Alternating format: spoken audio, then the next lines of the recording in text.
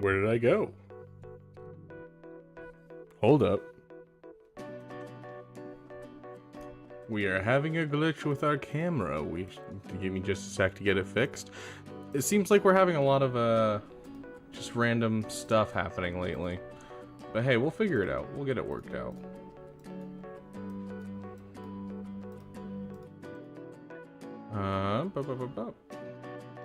It's just been one thing after another today, guys. So welcome, friends, to the Beaver Dam. Bear with me a second while I get this fixed. And voila, that should fix it. And here I am. Woo woo woo! I'm actually a little small, though. And here I am. Welcome, friends, to the Beaver Dam. We are here to do some roster reviews and also do my dailies, because it has literally been one thing after another. Woke up earlier today to do some little stuff for the channel to get that video out this morning. I had a little bit of difficulties getting that out because YouTube was being nonsensical with me, you know, and then had some stuff. I tried the Reva mission for the first time, did the recording for that, and then, you know, after that I had somewhere to go, and then I had a meeting, and then after that I told some friends I'd hang out, and now I'm here with you guys, my friends. And so it is good to be here with you guys, good to have a moment and breathe, you know, because that's what this is. This is a chance for us to chill, hang out, and have a good time. So let's get you guys up and rocking. How was Denny's last night? I mean, it was fun. I enjoyed it. You know, it was more than I could eat, honestly, because I'd already eaten that night, and so I just went and got like a desserty kind of thing and enjoyed it. So it was a good time. Released some new damn lore. Talked about a couple stories from when I was a kid.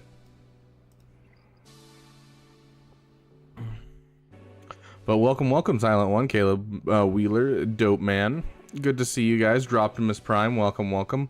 When is a new territory battle coming to Swigo? Not for a long time, Droptimus Prime. You know, the newest one took forever to get out to us, and then B, I don't even know if I can take a look at it, can I? Guild raids, guild events. Yeah, I can't even take a look at it. But like they plan on giving us more and more planets and shifting planets in and out of the rotation. That's kind of the idea they were going for. So something that can develop over time, so that way they don't have to, you know, come up with a new territory battle very often. That was kind of the idea of Rise of the Empire. So until we get like a really solid new thing in Star Wars that's super exciting, I doubt we'll get anything. Like maybe if, you know, the Ahsoka stuff pops off and really culminates into a really good movie and things like that, we might end up getting something a little bit more. But for now, I think we're gonna stick with the same territory battle. Bryce, welcome. The Frank, welcome. Good to see you over there on Twitch. Yeah, whale kills. I mean, but not maxing is not necessarily an indication of like whether or not we're ready for a new territory battle, because like the light side geo territory battle still has not been maxed out. Like it just hasn't been, because it's not possible. We're getting close, but it's still not possible.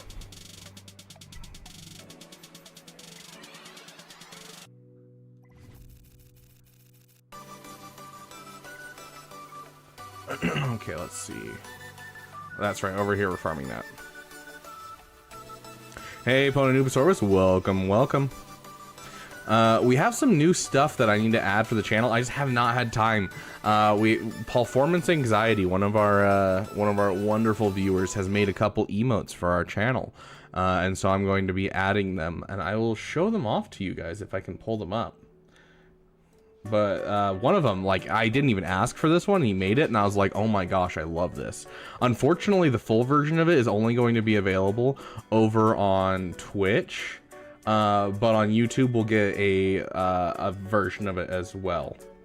So let's see, 112. Yeah, so this right here. So we have a Relic 5 Sauvage emote that's coming to Twitch, which is really freaking awesome. So that'll be coming over there, and then we will have a we should have one for YouTube as well. Let's see if I can find it. There we go.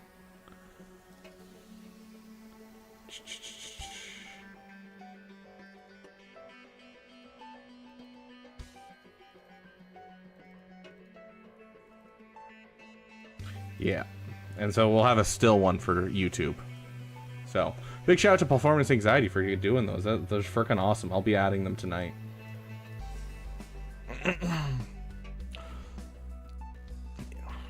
Hey, Bononubosaurus. Light side Geo might be possible depending on its GP. Yeah. With if we do end up getting a new ship. But yeah, 2% Bo-Katan Mandalore will be on its way. We do keep in mind our artist currently is going through like finals and his last semester of college, and so we're kind of giving him a break while he does that, and then we'll kind of circle back around and get stuff like the 2% Bo-Katan emoji. So we're giving him kind of a break from his responsibilities to the Beaver Dam.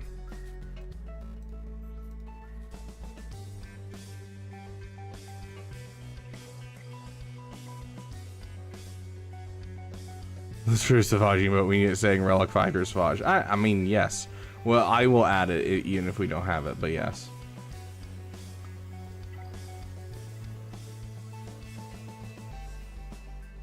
Okay. Let's see. We did that. Okay, now we're on mod battles. I don't want to play through right now. I really don't. I think we're just farming mods on this account. Yes, we're just farming mods on both accounts right now.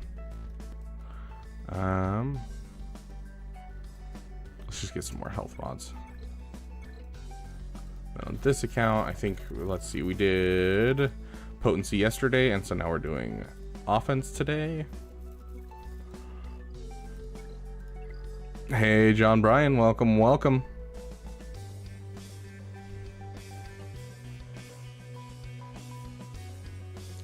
Let's see.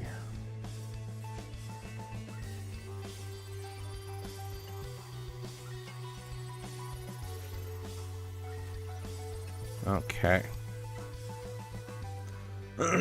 Listening to the Revan books, now tuned into you. Dude, the Revan books? Do you mean the Revan book? The specific one that came, what was it? It was after the 2 KOTOR books, but before SWTOR? Is that the one you're talking about? Because I only know of that one as a book. I don't think there's any other ones that are books that I know of off the top of my head. I could be wrong, though.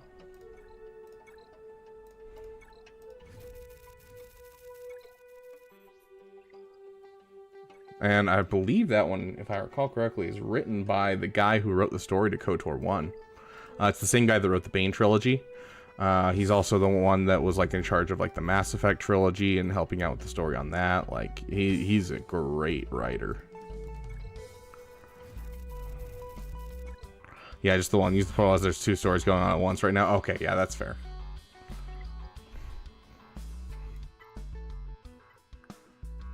Yeah, I really did enjoy that book. I'm not going to spoil anything for you, but I did feel like it was a little... Like Star Wars Episode 3 giving the throwaway line of, General Grievous, you're taller than I expected. Or you're shorter than I expected, whatever the line is. But like giving that line made it so that way all of Clone Wars had to like bow to this idea of Anakin and General Grievous never met.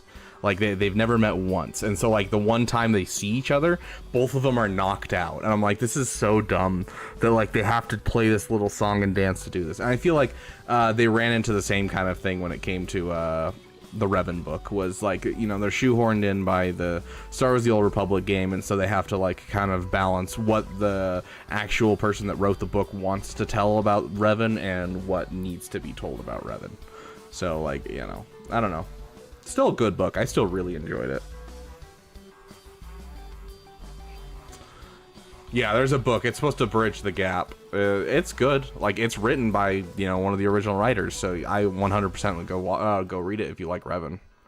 Oh, sick. Oh, but that's...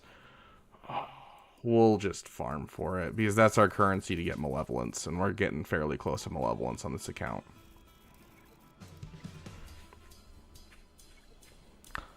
You've not played any KOTOR games? That makes it really rough to have literally any context to what's going on. Like, it's still going to be a cool book because cool things happen, but like, I feel like you lose a lot of the context. was utterly surprised by the Malgus book. The Malgus book, dude, I swear, Darth Malgus has a weird obsession with breaking people's tracheas. And it confuses the shiz out of me. Like, that book, Deceived, just every single time he fights someone, he breaks their trachea. I had to, like, as I was reading that book as a kid, I had to look up what a trachea was. Like, weird. Definitely weird, but... Only Star Wars game you've ever played is Swiggo? I mean... Yeah, you haven't even watched all the Star Wars movies, right?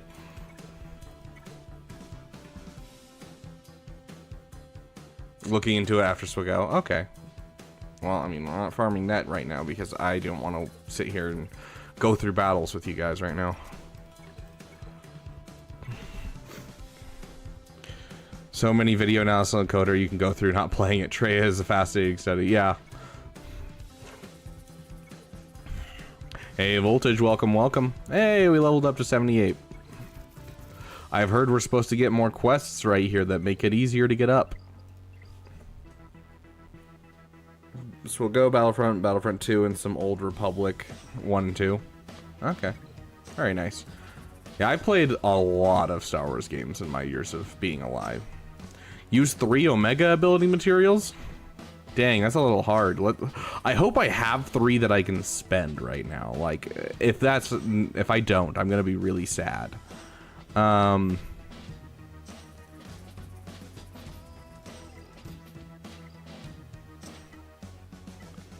like, I've spent a lot of them on just getting my,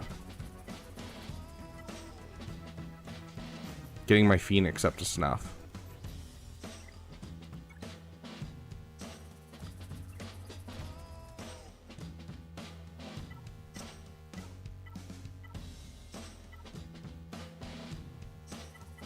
I don't have a Zeta, do I?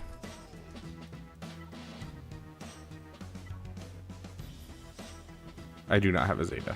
No, I don't have enough for, oh gosh, dude, I don't have enough. Can we actually, hold on. I don't even think we have any materials. Like, I don't think we have any Raid 1Bs. We tried the,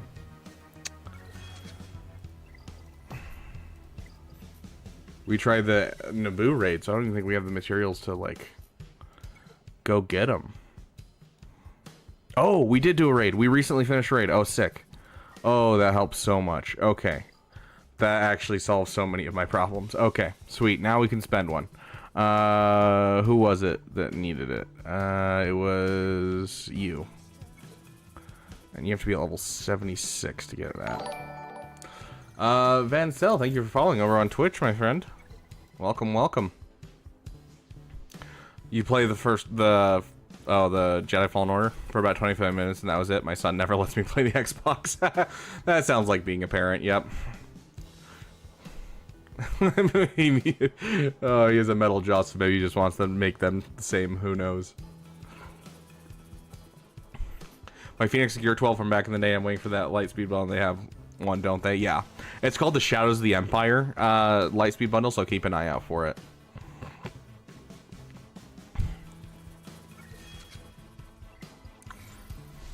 Yay, we leveled up again, guys. We just went from the start of level 78 to level 79 with just one quest. Absolutely wild, the stuff they let you do in here with the new changes. Jedi Fallen Order is one of the few games I've actually platinumed. That's another level up right there, guys.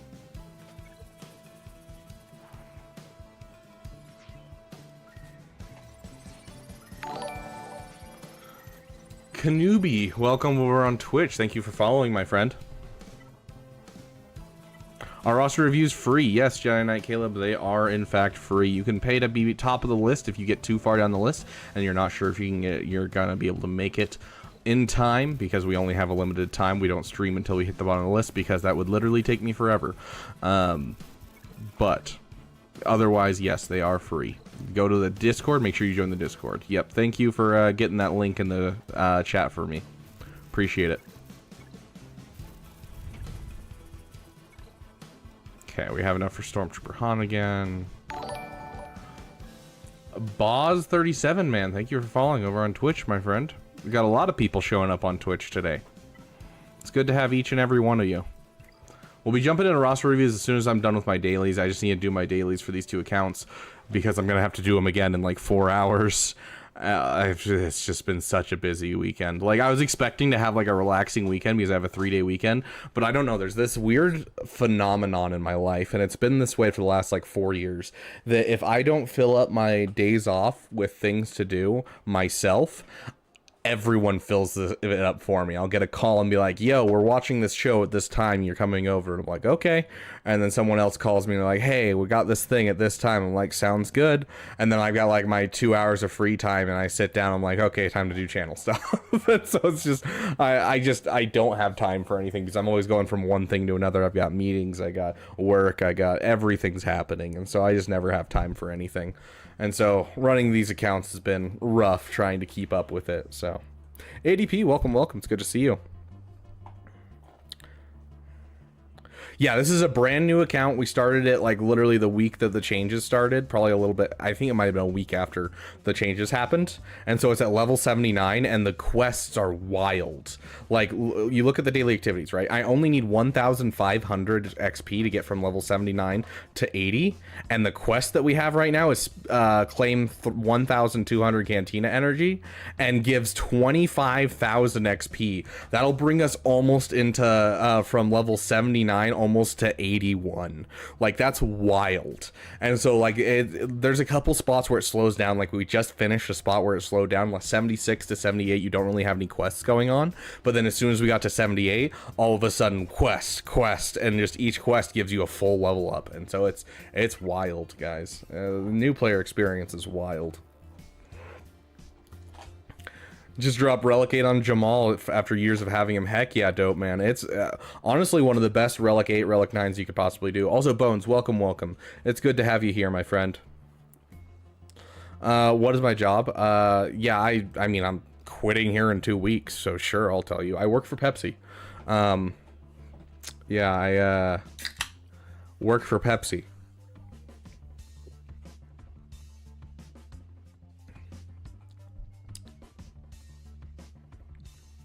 I go around to the different stores and I fill up all the shelves, and so I'm working pallets every day. But I always drink Coke. Yeah. Okay, here's the thing. I like Coke better when it's by itself. Like, I think Pepsi's a perfect one to have mix-ins in. So like, for instance, if I was having like a cherry of a cola, I'd rather have a cherry Pepsi. But then if I'm having just a soda by itself, I think Coca-Cola is the superior of the two.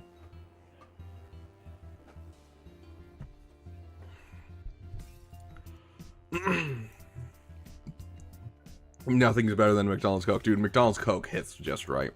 You know, Bones, I'm just doing my dailies before we hop into roster reviews. So, you know, I just started watching. A buddy of mine invited me over, and we watched the first 3 episodes of Ted Lasso. If you guys have ever heard of it, I've seen a couple clips on like YouTube here or there, but I never watched it, and so we just started that. Oh yes, the McDonald's Sprite, the clown juice. I freaking love clown juice so much. Ted Lasso is so good. Dude, I'm enjoying it. I'm only 3 episodes in. I watched 3 episodes with them right before this, and like, I'm really enjoying it. It kind of reminds me of This Is Us, if any of you have watched that. Like, it has the same kind of level of writing where it feels like they're real people. Because a lot of shows have like these lines and like these things that people say that, you know, they're one-liners. They're great for movies, but they just don't really make sense in real life. I've noticed that while watching Andor this last week, because I've watched all of Andor in the last couple of days, Andor's the same way, where like its lines are like very well written, where it feels like this is real, and there's not a whole bunch of strict one-liners. And so when the one-liners do hit, like One Way Out or I Can't Swim, things like that, like in those emotional filled moments, you're just like, oh shiz, and it like hits so hard. And I do love that very much.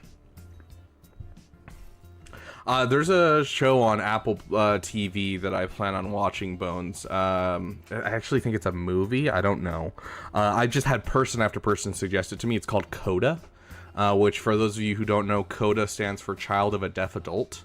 And so if you have deaf parents or a singular deaf parent, you're considered a CODA among the deaf community, which means it's just like your label. And so it means typically fluent in sign language to the point of you like can speak like you're deaf, like you're deaf, but you're not actually deaf, and so you're kind of an anomaly. A lot of codas end up in either they end up doing stuff where they're very heavily invested in the deaf community, or they go the opposite way. They don't want anything to do with it, usually because their parents use them as interpreters and they just get a bad taste in their mouth.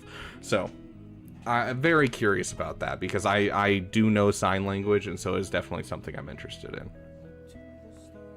Can't get into Andor? Yeah, it's not for everyone, that's for sure. What's it about me? I mean, okay, yeah. Rom Coda? Rom Coda. I believe it's R-A-H-M. Okay, so here, I'll show you guys right here. This is the GAC tournament stuff down here at the bottom of the Discord. And so in the GAC tournament chat, this is just for you guys to, you know, cook each other, just have a good competition and yell at each other and be like, my team's winning. But overall, you literally just sign up. And so if you want to sign up, you just click one of these, whichever one you're in. So if you're in Carbonite, you click here. If you're in Kyber, you click here. You sign up for it. It's not based off of where you are, Carbonite, Kyber, or anything like that. That's for us splitting up teams to make them even. But then you're split up into these teams, and so there's a whole bunch of team chats we have down here, and you'll only be able to access your own team chat, and you and your team will strategize, and you'll have a team of people to help you out while you play Grand Arena. You can be like, hey, I don't know how to do this counter, how do I do it? Someone can be like, oh, hey, here's how you do it, and help you out with it. And so you get some help in your Grand Arena, and you also get to compete against other teams, being like, oh yeah, you know, I'm gonna try and get as many wins as possible, and whichever team has the most wins gets their own little Hall of Fame little fun thing. So the Shadow Vipers were our first winners, Space Pandas were our second, Moist Tacos were our third, and then if you go 9-0 in your Grand Arena, so you get 9 wins and 0 losses, then you get a very own one for yourself. And so I'm working on the one for this last season right now. But right now signups are live for the current season. So if you want to sign up, these will be closing tonight. So you can go and sign up and be put on a team. You'll choose a captain, keep track of score. That's kind of just, it's a little fun thing to have fun with people. Hey, Black Knight, welcome, welcome. Saltburn, don't do it. I have no idea what that is. There isn't one show I've disliked so far on Apple TV. Okay, I mean, my mom has Apple TV, so I'm gonna steal her, you know, her password for it. Okay, let's see. What we're doing over here. Dailies. We tried to spend our energy. That's right, and then we got more energy because we leveled up twice. Got it. So we are continually spending energy. Let's go to Canaan.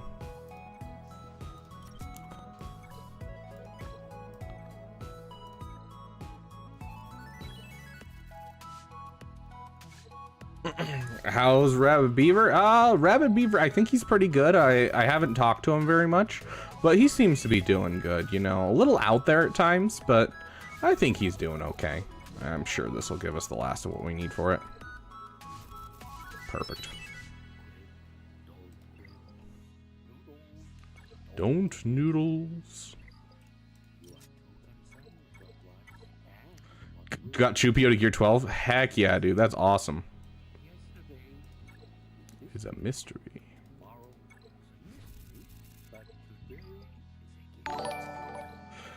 Free to play Captain Happy. Welcome, welcome, my friend. Thanks for following over on Twitch. Hey, we just hit our follower goal. So I really haven't like been able to interact too much with Twitch and get it all figured out and set up. But like it keeps setting follower goals for me, and we keep hitting them, which is awesome. Hey, Decrypted, welcome, welcome. My day's going pretty well, just really busy, so it's good to kind of be here, chill out with you guys, listen to some cool vibes, and, you know, just have a good time. It's good to be here in the Beaver Dam. That's for sure. Okay, this is our last character we need before we finish another quest, and that quest is going to give us a whole bunch of shards, so we want to do it. Where is this to farm it? It's 6J Dark Side. How close are we to that?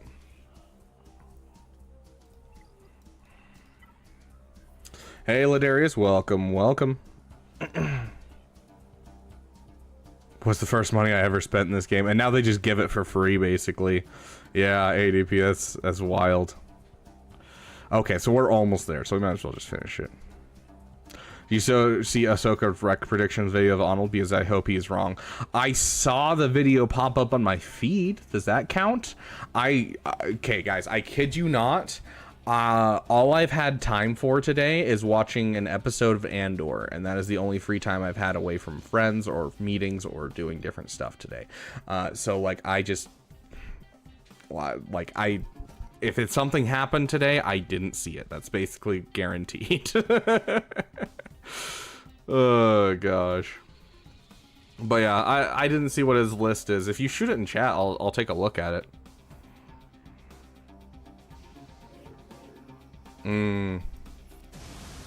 How's Mara doing? I don't know. Mara. Hi, Poopers. Dear.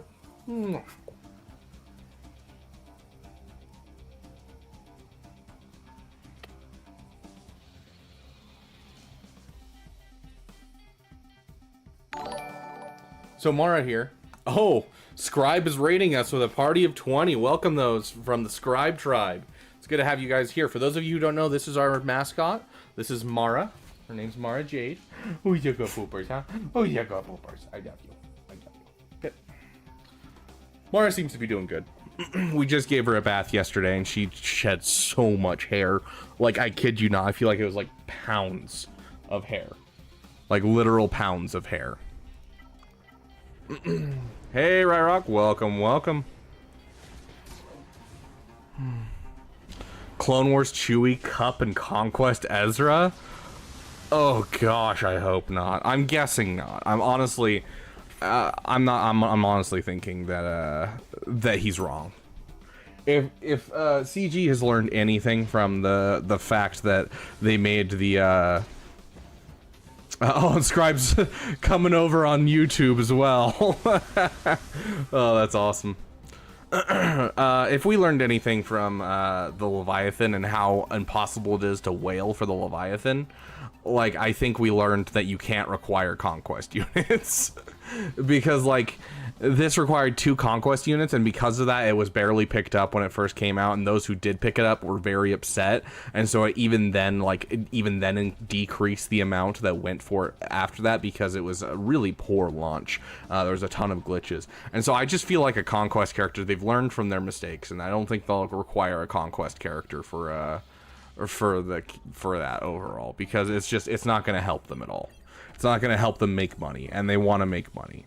Like Bo-Katan Mandalore, I could see that one, because you can whale to get Bo-Katan Mandalore fairly easily, but like trying to whale for a conquest unit is like literally impossible, because it's like, if I was coming in with a fresh account and I wanted to spend money and I was willing to spend money, because yes, there are people like that who whale from day one. I've met one of them. I can actually, he's probably my ally still. Hold on, let's see if I can find this guy. Let's see if I still have him in here. Wrong account. Hold on. This account. This is my main account. This guy started, I want to say 6 months to a year after I started. Somewhere in that area. And let's take a look at his account. Yeah, so this guy started 6 months to a year. Yeah, Kraken from day one. This guy was a Kraken from day one.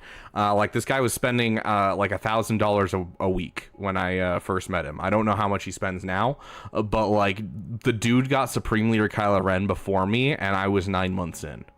Like, it's wild. And so, like, if I were a person coming in that was trying to be a Kraken, and I was told, hey buddy, I know you want Ahsoka Tano, but like, you're gonna have to wait till you get to 4 million GP, and then you can start farming the character that can actually get you there, it's gonna deter me. I'm gonna go for something else I enjoy. And so they want people to whale from day one, and so that's really what I'm thinking. How old is this account? This account is 2.5 years old, maybe 2 years. Like, it's somewhere between 2 years, 3 months, and 2 years, 2.5 years. So, But yeah, this guy has been playing less than me wherever he just went. But he's been playing less time than me, but because he whaled like thousands of dollars, he has like all the GLs and all the characters compared to me. So I don't know. I genuinely don't. He and I used to talk like different strategies for using mods and stuff as well. Anyways, let me finish my dailies before we hop into our overall fun times with going through our roster reviews.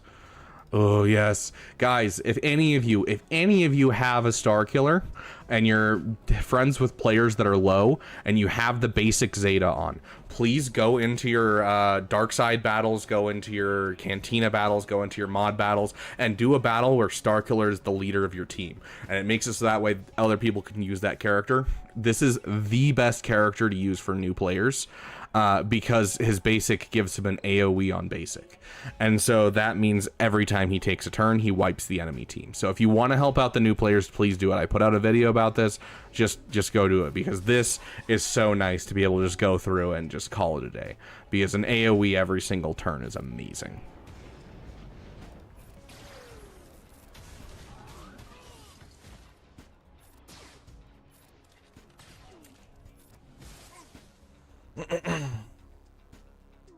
Go to the bottom of his character. See, we'll take a look at the bottom of his characters.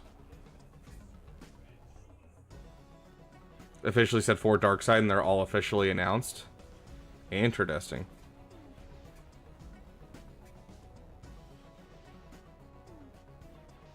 Conquest characters because of the Razor Crest and the Fury class. But yeah, that's the thing though, is like they required 2 for Leviathan, and then no one picked it up because of that. Because there's just no way to farm it up. Also, am I missing something? I don't know what happy up means over on Twitch. Can someone explain that to me? I might be just ignorant. I don't know.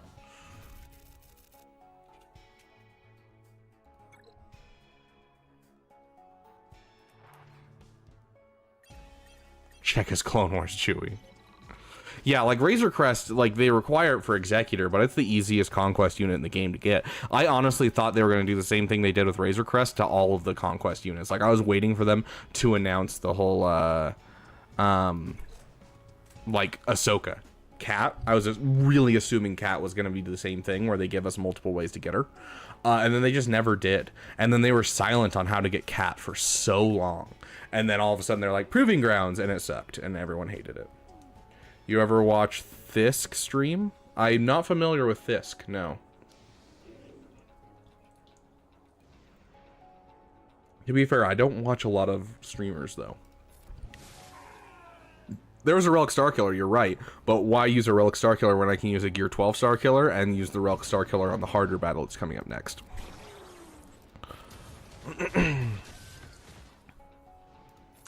Yeah, I had 330 shards by the time I got Bam ID Sand. I get it. It's from his stream. Okay.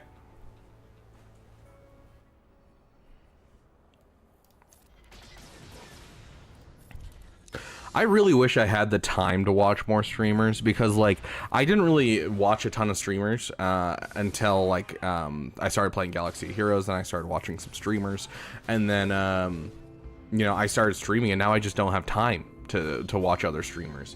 And so like anytime I do watch other streamers, it's either I'm watching like Arnold for the entertainment value because I can listen to it while I'm at work, or I'm watching someone because I'm seeing what they do differently from me, and so I'm just like taking a look at their roster, or not their roster, but their overall setup and stuff, and trying to learn how Twitch works. Like, I don't know, I wish I had more time to like listen to streams and stuff. Yeah, the new Malka's Proving Grounds is super easy, and I love it. Clone Wars Chewie survived, Relic 9. Oh, gosh. Cobra Kai in 3 days. I've heard great things about Cobra Kai. I haven't gotten around to watching it yet. Say his whole name every time. Who? What? I'm confused now. What are we talking about?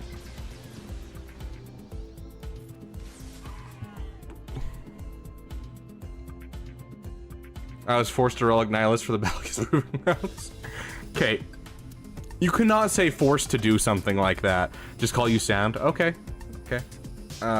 You cannot be like, you cannot sit there and be like, oh, I was forced to do it. It's like one of the best characters in the game right now. Like, as one of the best teams in the game. Yeah. Like, if you were to be like, oh my gosh, they made me Relic Cup for the new datacron set. Like, yes, I could understand that. But, like, you can't say, oh my gosh, they made me Relic Nihilus. It's such a good character.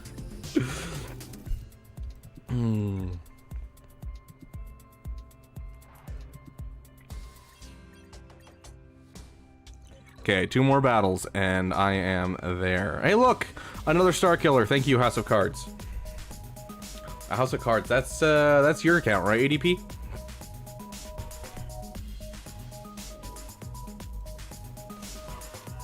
Palps lead, Vader, Revan, Basil, and Malak.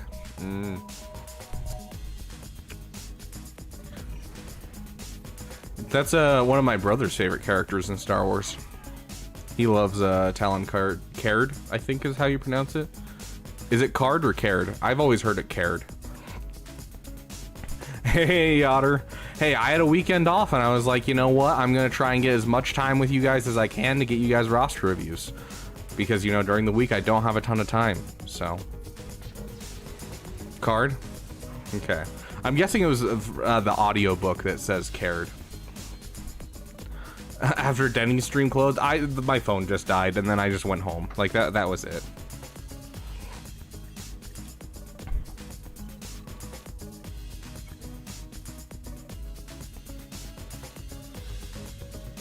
Oh my god. It's Nova, another Star Killer, thank you. I love my allies today. I mean, to be fair, I love my allies every day. Boop. So Rapid couldn't stream. So I finished the stream actually. I finished it and I asked for my check because the guy wasn't coming around the table very often. So I walked up and I was like, "Hey, can I get the check?" And he's like, "Oh yeah, absolutely." And then as he was checking me out, like, you know, just taking a look behind, like, "Oh wow." No, as he was, you know, checking me out of for my meal, he was like, "Yeah, I saw you were streaming, and I just, you know, I stream myself over on Twitch, and so I didn't want to interrupt or anything. So I was just trying to, you know, stay out as much as I could. I hope everything was great." I was like, "Yeah, no, it was great. Thank you, dude." So, really cool dude.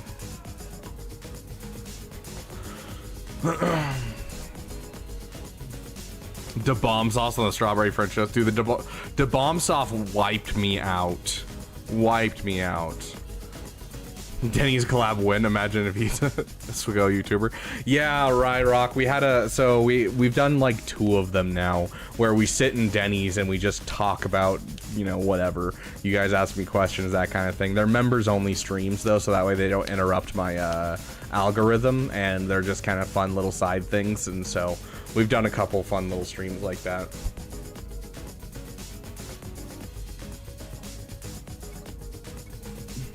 Yes, Joe Biden.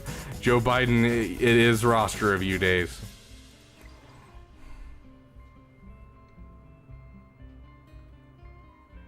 I would say no, Carlos, just because it's cheaper to get it from the fleet store.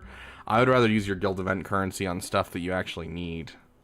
Denny runs are my favorite side quests. I'm too old to catch a stream that starts at 3 a.m. my time. Fair. It was like 2 French toasts stacked on top of each other with like cream in between, and then like a strawberry drizzle on top with like some powdered sugar. They were delicious, like honestly delicious.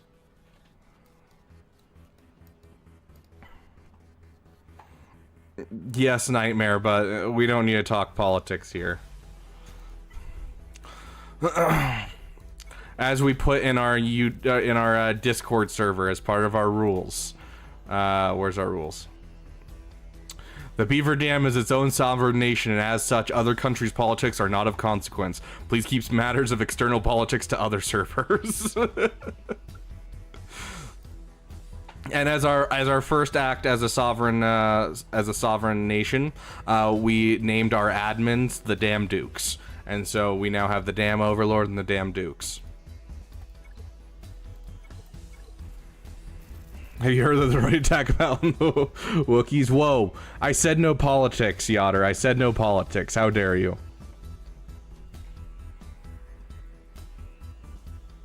IHOP or Denny's? Ooh, that's a good question. I haven't been doing IHOP in like 8 years. Yeah, go to the Discord, and if you go to the Discord, there's a roster review section. That's the best way to get a free roster reviews. Yeah, so Rokarin, or however you say your name, we actually just had one open in town. Like, it's like the newest and a restaurant that everyone's going to. So I was there at 1 in the morning, and there was probably a good like 30 people there. Like, it's wild. I'll continue my campaign to become Marquis de Dam. Oh gosh, never been to a Cracker Barrel actually. Yes, damn politics are on the table, of course.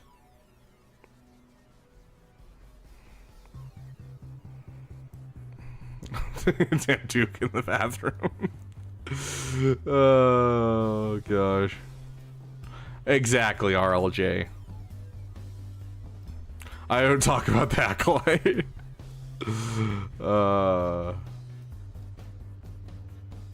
Gosh. What's your favorite color and why is it blue?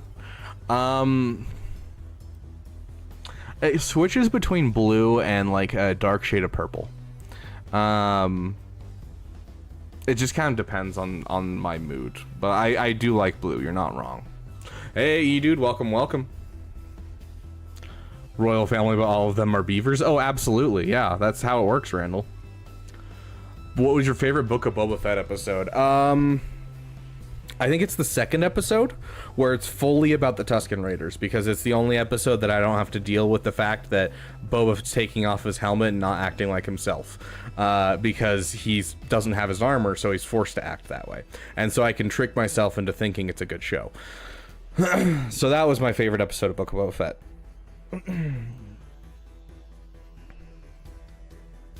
Acolyte is about politics for me. It's just objectively bad, and that's your opinion. I think a lot of people don't like it, and so it's not that it's objectively bad. I think honestly it's just people don't like it and they need to find a reason to not like it because it's different from what they appreciate.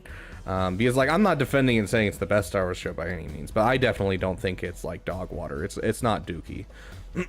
It definitely does. Like, it took a while to get into, but I'm enjoying it.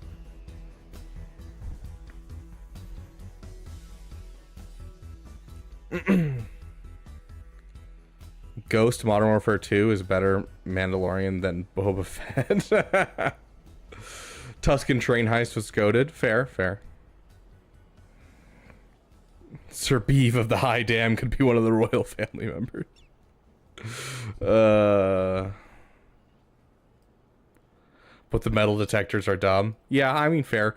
I 100% agree. Dude, I feel like 3 and 7 should have been flashbacks. They should have been flashbacks throughout an episode, because it felt like it stalled out the show entirely just to watch those episodes and then be like, okay. Like the third episode, I was just like, that episode was fully unnecessary. Why was this important? The seventh episode colored it in a different light. And I think they did, okay, so one of the things that I think they did really well in Acolyte is painting the Jedi as bad guys. Because in the third episode, by the third episode, you're like, maybe the Jedi are the bad guys here. Like, are they actually like the hypocrites everyone says they are in the comment sections of these YouTube videos? Are they actually like this evil entity and they're just kind of using a facade to like mask how evil they are? And then you watch farther into the show and you're like, oh, everyone makes mistakes and they're all human. I understand now. This was such an interesting thing to see, because we were assuming there was someone at fault, but instead it was just people making mistakes and some people that thought they were doing what's right for certain people, and really they were just kind of clouded by their own ideals. And I really enjoyed that. And it was a cool little fun thing. So I don't know. Maybe such I found was homesick. And one person was idealistic. Don't forget about the idealistic, so. Made 3 a waste of an episode? I think both of them were a waste of an episode. I think both needed to be reduced down to flashbacks throughout an episode so it didn't freeze the story, because it was unnecessary how long they were. I think some flashbacks would have been just fine. But I think 3 was necessary to understand 7, and 7 was necessary to understand 3. The problem is they spaced them out so much that it felt like 3 was so disjointed from the rest of the show that I watched it and I was like, why did episode 3 exist? I really didn't need that. So I don't know. That's my overall thoughts on that. So, favorite Star Wars movie? Star Wars Episode 5. I love the overall life lessons you can learn from it. It's wonderfully well done. There's only one scene that makes me cringe, which is saying a lot when it comes to Star Wars. I'm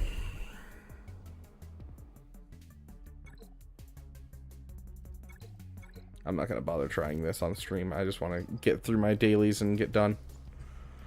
Did I already do my challenges over here?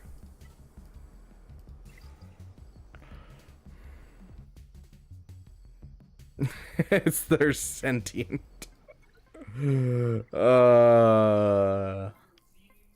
Love it.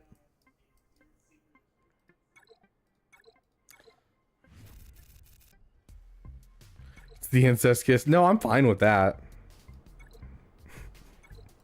You know, Yotter, they're only human.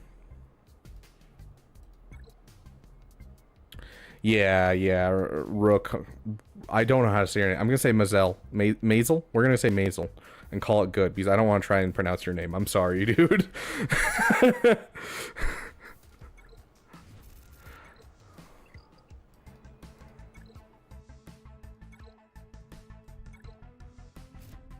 The Windows PC beta.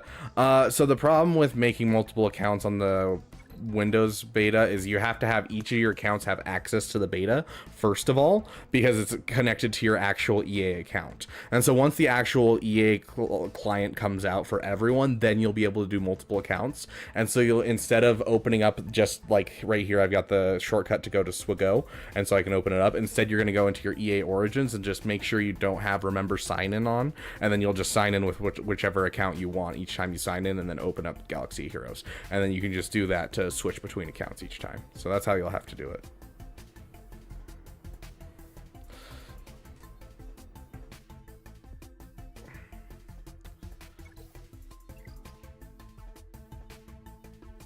Wait 10 minutes. Oh my gosh, I hated that so much.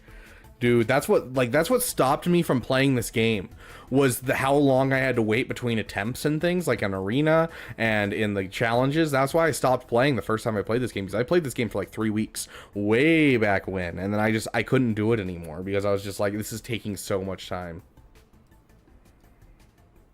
How do you beat Jar Jar in Conquest? Bane? I did it with Ray. Ray wasn't too bad. You just have to take a long time and destroy the shield generator. Will I also shave my head? Oh, probably not. Sounds like way too much commitment, my dude.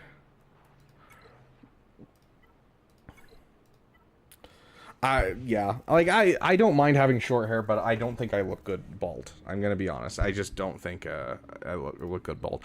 If you're gonna use Bane, you need to have, like, at least 1 or 2 of the, leaders resolves on. So if you have a couple leaders resolves, then you should be fine. Oh yeah, I gotta spend some energy on this. I keep forgetting about this. This account really needs this team, and I keep skipping on doing it each day. There we are.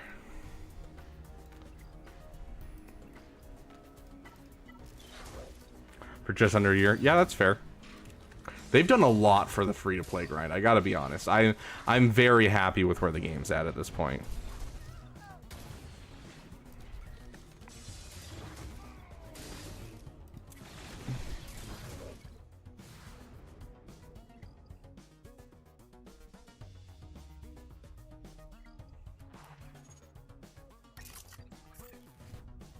Yeah, just have a Sith Eternal and a Bane lying around. It's just that easy, you know? Have a Galactic Legend, one of the hardest characters to get in the game. And one of the ones with the worst requirements. It's that easy, my friend. Okay, so we just got Arena left on this one.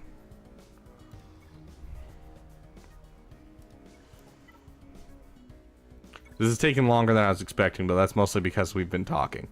If I buckle down, this will take me like 20 seconds to finish.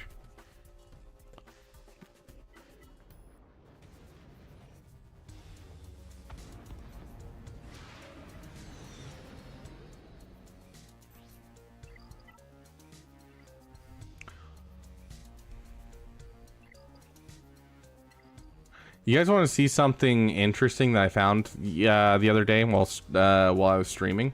I don't know how many of you were here for that stream, but I want to show you guys something interesting.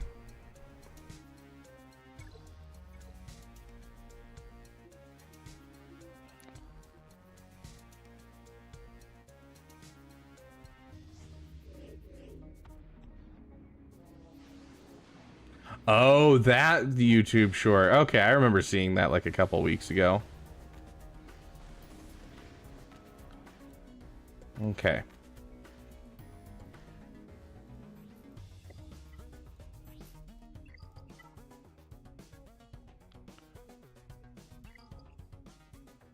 But yeah. So this right here is just a wild interaction to me.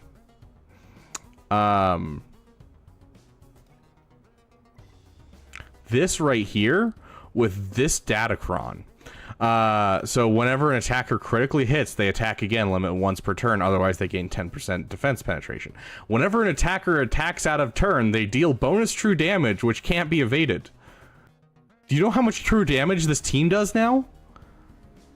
Like, this is absolutely wild. Like, absolutely wild, dude.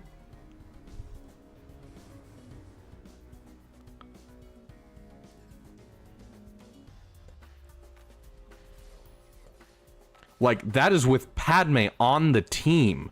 We just went through that much health on him. That's insane.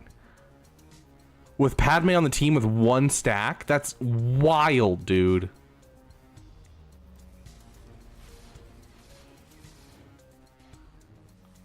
And because he hits his ability, it hits a crit because it's an AoE. And so if he hits that crit, all of a sudden he gets to attack at a turn. And so he can actually proc his own, like, get all of his stacks back thing off of that ability, which is insane.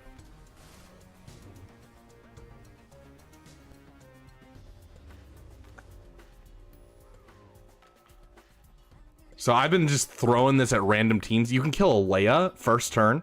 You get 4 stacks in a Leia battle because Leia goes and rips down the trees, and then, you know, it hurts Maul, which gets him to counterattack. He gets 4 stacks, and then you just go all in and Leia and kill her off. Like, it's that easy. Like, it takes down just so many characters. That's wild.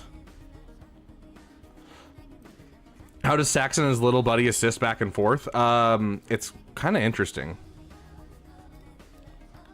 Let's see. They're considered, we'll say, Mandalorian. They're Empire, but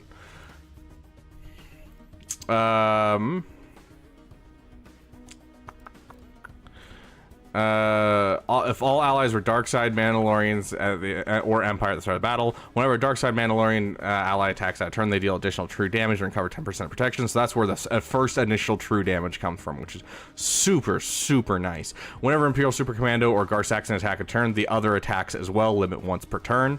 And then if we go over to Gar Saxon and we look at Viceroy Vengeance, whenever another ally attacks during an enemy's turn, Gar Saxon has a 100% chance to assist. And so that's why they bounce back and forth. And so with that datacron, it's insane. Can you do gas battle without droid to cause Zeta? Yes, you can. I did it. You can do it. You just need to mod your B1 for a lot of offense. That's one of the biggest things that that helps with that. No problem, Big Ninja. But yeah, I don't know if we have any regular JMKs lying around. Let's see. Yeah. I mean, do we have a datacron JMK perhaps? Come on, we gotta have a datacron JMK somewhere around here. That's the one we just did because that doesn't have cat. We want cat. Same one. Okay, fine. We'll just go for a base level frickin' JMK. Where's that base level JMK? Base level JMK. High speed mods? You watch my farming guide. Okay, so they kill him. We are now taking our turn. First turn, we're always going to hit, if Gas is on the team, we're going to hit him first to mess up his cooldown, so that way we don't get dazed. And now we're going to go all in on GK.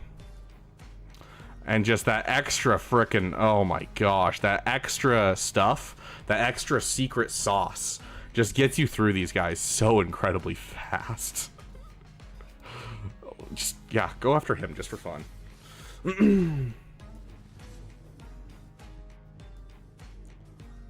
Like, I freaking love it, dude.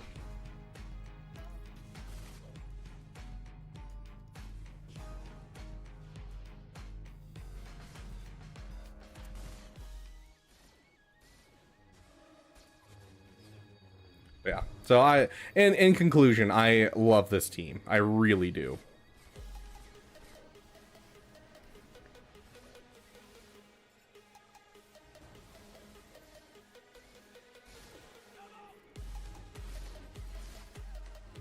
And see, we just killed off Cat, and now we're down to just these two. Like, beautiful. I will take it, dude.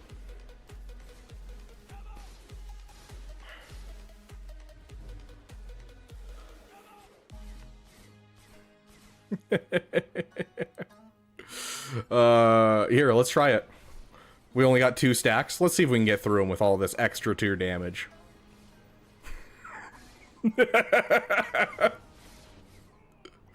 Oh my gosh, guys.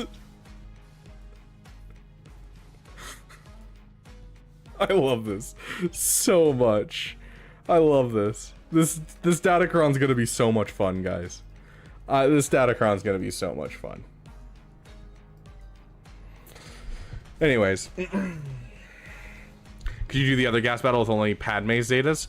I don't think so. Let me go through the Zetas that I had when I did that battle. I had Padme's unique. If you have a relic Padme, yes. Like, if you have all relic characters and some good mods, you can technically do it with no Zetas. I've seen people do it before. But it's really, really rough. You need really, really good mods and need to know how the mods work. Padme's last Zeta, so her unique Zeta is what I had. And then I had Soresu. And those were the only 2 Zetas that I had on the team. So, let me check what Soresu does.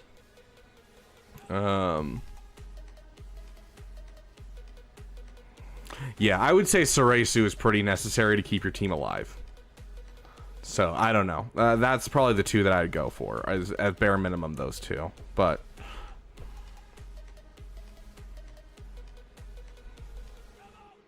will it work with standard Maul Mandos? I mean... Okay, so the answer is yes, but it's not going to do as much. So Maul's still going to get his assists, and they're still going to do bonus true damage, but they're not going to do true damage twice. So that's what's absolutely banger about this, is Garsak and Imperial Super Commando being together on the team makes it so the whole team does true damage on every attack. But then the Maul Mandalorians is going to make it so that way they do true damage. So it's basically like adding an Imperial Super Commando and Gar Saxon to an already formed Mandalorian team. So yes, you'll get use out of it, but I don't know if it'll be as good. Honestly, it might be better in some cases, but worse in other cases. So let me know what you find. Yeah, that's kind of the thing that I've been telling people, Ruth Vader Ginsburg. Also, I love your name. That is hilarious. But that's what I've been telling people is, like, you look at the... you're like, yes, you got a Lightspeed bundle. I love that you got a Lightspeed bundle, my friend. That's so great that you have a Lightspeed bundle. But, like, if we were to look at... 501st, you're looking at 4, 5, 6, 7, 8, 9 Zetas just to get the team finished. Let's cut out some Zetas. So 4, 5, 6 Zetas at the very least on them. Now we go over to our Padme team, and you're looking at 2 Zetas on Padme, 1 on Kenobi, 1 on Jedi Knight Anakin, 1 on Ahsoka, and maybe 1 on C-3PO or whoever your 5th is. And so you're looking at a ton of Zetas there, plus the Zetas to go with the Separatists. You're looking at a ton of Zetas to go into debt with, when you could be sitting here and looking at it as, I will get gas when I have a good solid stuff in my roster and I finished farming everything else. And for now, you just get a Qui-Gon Omicron and a Qui-Gon Zeta, and all of a sudden you don't need any other Zetas. You can use that Kenobi that you have, you can use that Jedi Anakin, you can use that Ahsoka, you can use all of your Jedi that you just got from that Lightspeed bundle with Qui-Gon and just have a good time getting amazing holds on your defense. So that's kind of my go-to, is that's what I suggest to people over going for gas until you have a lot of Zetas, because you're looking at, you know, 15 to 20 Zetas. So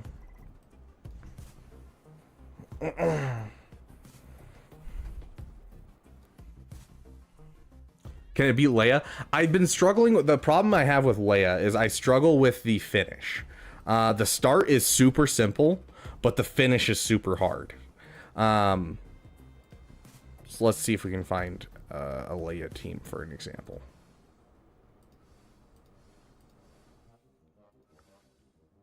Okay, so we're going to try this out. Let's see if we can get it to work.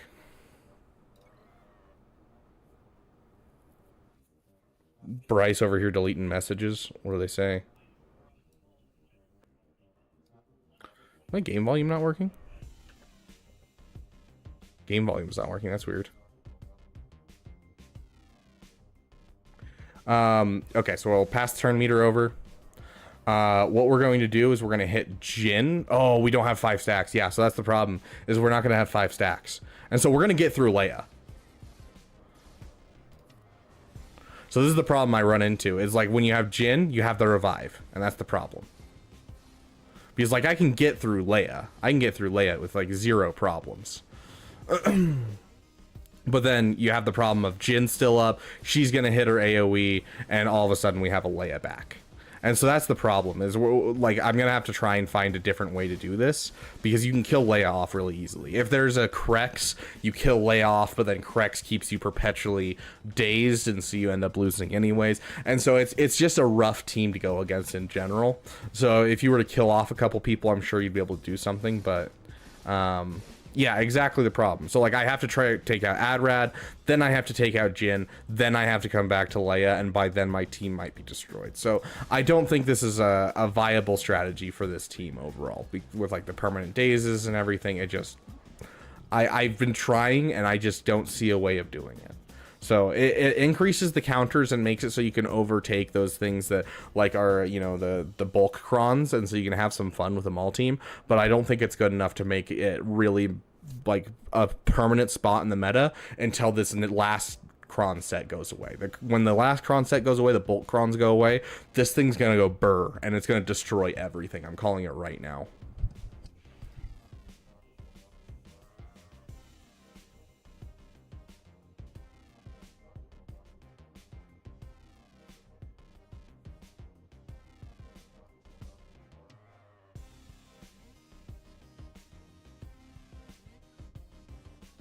What had to be said, Fogly Dogly? Anyways, sorry. Let me, we're getting off topic, guys. Stop getting on me off. You know how easy it is to get me off topic. Okay, what do we have left for things we gotta do?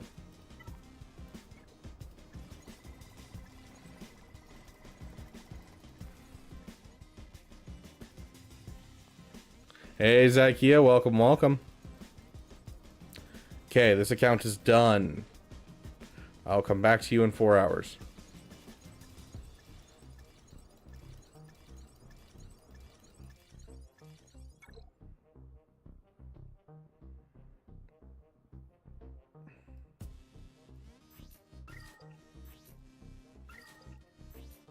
I was not enjoying Conquest, man, but looking forward to unlocking Exec. Heck yeah, dude. That's awesome that you're unlocking Executor. How am I doing with the raid? I am doing just fine, Rye. I'm getting about 3 million versus the rest of my guild who's like struggling to hit 1 million. Yeah, I can easily get 3 million, no problem, and I could probably push a little bit farther than that if I were to remod or put a little bit of stuff into the things that we're doing. But like, yeah, I have 0 problems because I pushed for things that really my account shouldn't have pushed for. Because, you know, I was sitting there and, you know, I'm like, oh yeah, for the channel, let's get a Relic 9 Jar Jar. It's hilarious.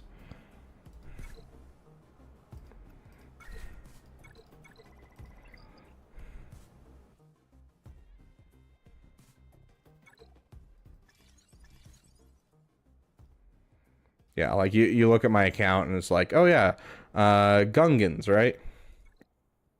Gungans. You're like, oh yeah, you know, Galactic Republic. We have the Jedi with the Luminara Zeta.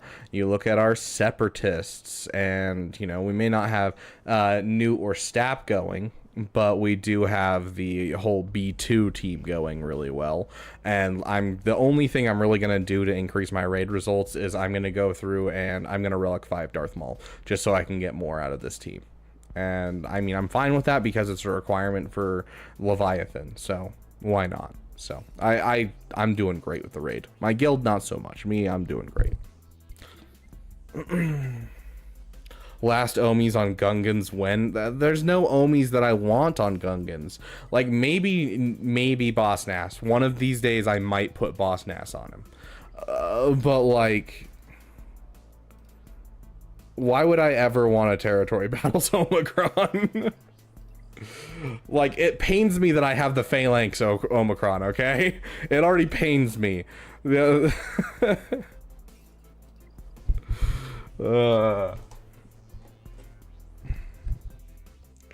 hard at the end, but that's okay. I see. Boss Nass for the Territory Warholds. I already get the Territory Warholds with the frickin' like A, it's Gungans, and B, I have the Boss Nass Cron right now.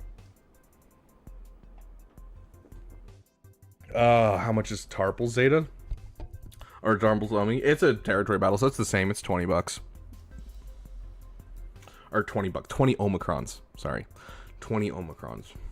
The only one that's 10 is the raid one, which I applied because, you know, wanted to test it for you guys and I wanted to help out my guild, so I applied it, even though I have this sitting in my roster with only one Omicron.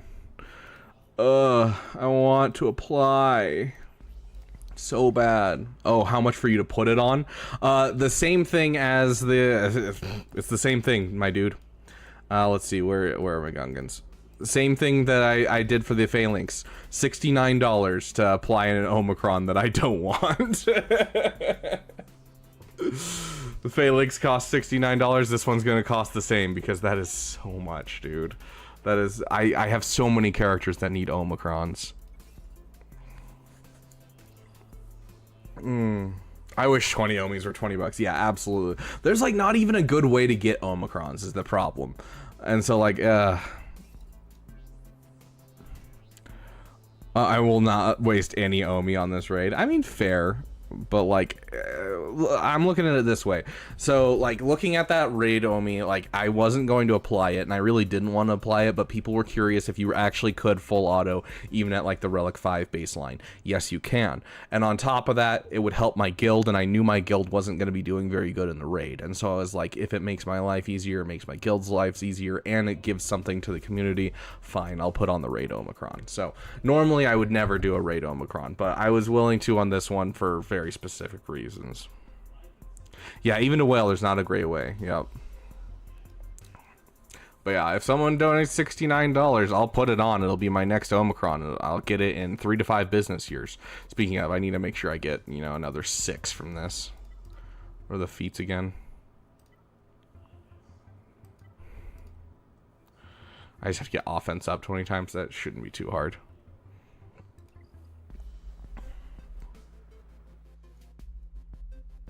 I'm having to do it a lot, but that's fair. Yeah, I didn't waste on any other previous raids, and I refuse to waste on any other previous raids. Okay, so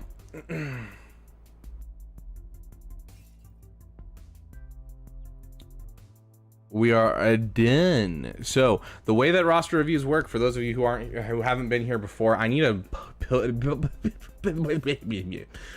pin a message here in this channel so that way I can have it explained to you guys without me explaining it every time.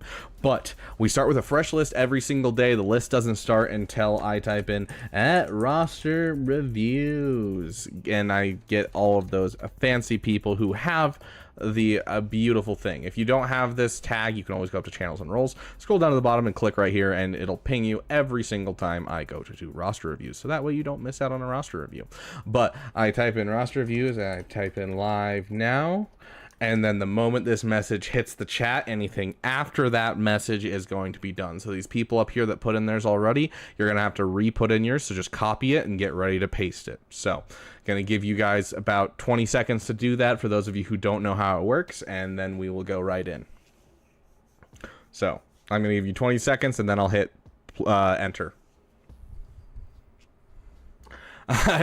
Ironic how I know exactly how roster reviews work despite not playing this game. Fair on the cortisol.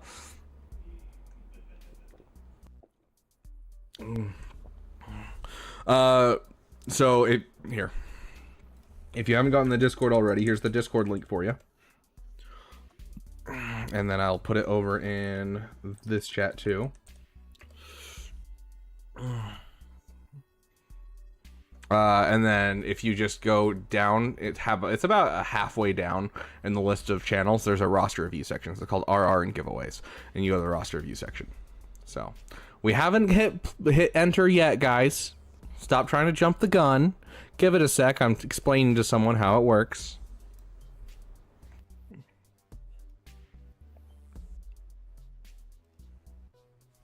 Okay. Are you guys ready?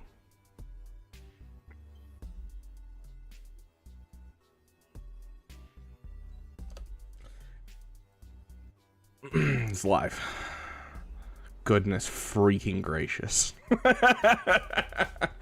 Gosh. It's always fun. So keep in mind your roster might not be in the same spot due to the internet going up then coming back down to me. It might not be in the same spot for you than it is for me, but just know that if you made it onto the list, you made it onto the list. So it might not be the exact same. You might be 1 or 2 off from where you think you are, but you will be hit. And of course, anyone who donates can always jump the line. If you're like running out of time or that kind of thing, you can always donate to jump the line.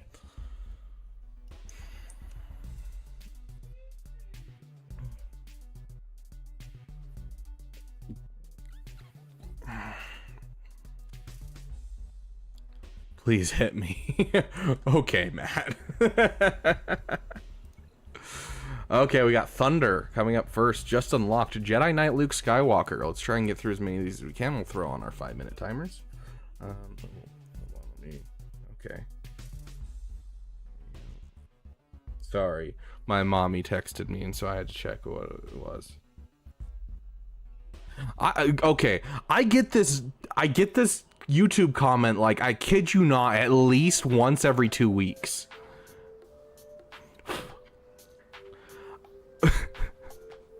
Why does everyone insist on wondering? Okay, hold on. Let me show you. Okay. I get this every 2 weeks.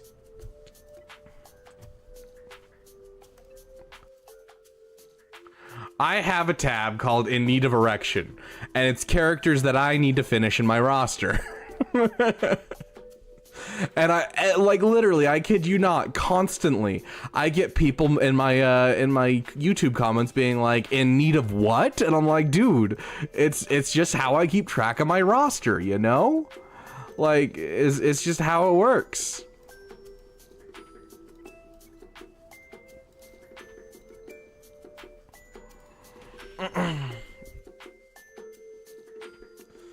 Anyways. Sorry, it's just I constantly get questions about that. I'm like, dude. I bring this up quite often. Just wait till they hear about the peepees. Exactly, like, right? The passion projects are so important, and there's never anything wrong with the little peepee.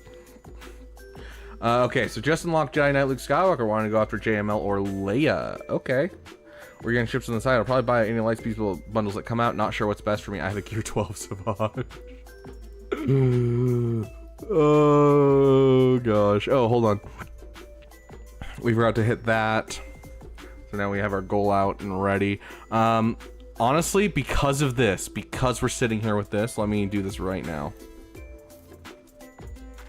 We're going to add in the new emote.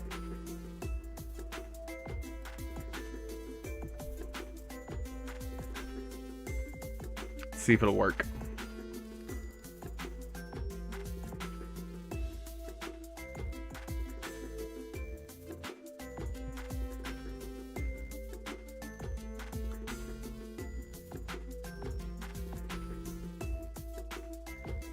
Memberships. I hate that I can't do this with Twitch. Like, I get it. Twitch has a whole thing where they have to like review the emoji first to make sure we're not doing anything bad, but it does drive me nuts.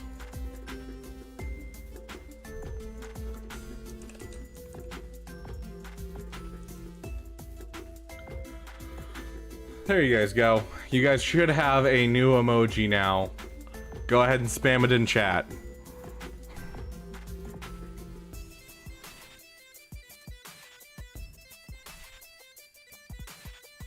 Dope man, thank you for the $1.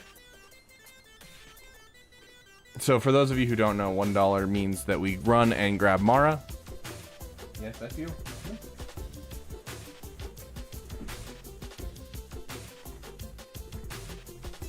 Sure. Good girl.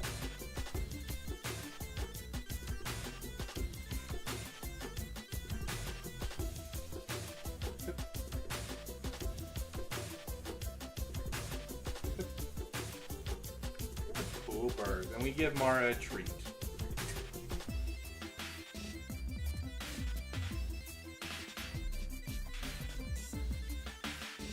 There you go.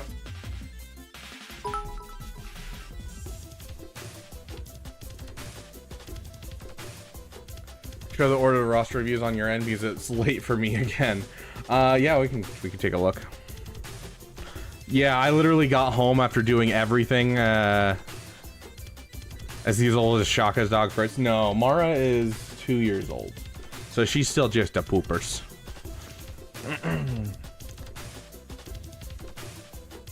But yeah, I literally got home from all my meetings and stuff, and I literally just immediately switched into comfortable clothing because I'm just like, nope, I'm done. So you're right here. Where's the start? Okay, so there's the start. So 1, 2, 3, 4, 5, 6. You're 6 in. That's where you are on my end. Hey, Caleb Cook, welcome, welcome. Have you ever stopped to consider that Mara is your best friend in a dog costume? Have you ever considered that your bones are always wet? But yes, I have considered that. Mara is my best friend. Savage at level 1, cure 1. See, the problem is that, okay, so we talk about this all the time. If you're looking for things that you're trying to finish, we're looking at fork. So fork stands for factions. So you look at your factions, like Sith Empire is an obvious one that everyone skips over. 501st, if you have like an already relict gas and you have like gear 8 troopers, important stuff. Also, Nomad Reaper, thank you for the $5, and we will get to you after this roster. And then you look at overinvested, underinvested. So this is an overinvested, underinvested character. You have a Zeta, you have gear 12, you have an Omicron, but you haven't finished investing in him. You haven't given him that relic 5. So he's overinvested, but yet he's still underinvested. And so you need to finish your farm there. The next one is going to be recently acquired characters, and then it's going to be killer characters. And so you look through that, and like Savage is almost always at the top of the list because it's a character that can solo teams, and you guys leave him a gear, gear 12 Zeta Omicron. This is another overinvested, underinvested, but this is a time-based one, so I don't get mad at people with it. If he had a 7-star, then I would be upset. But because he has 2 Zetas and just 6-star, I get it.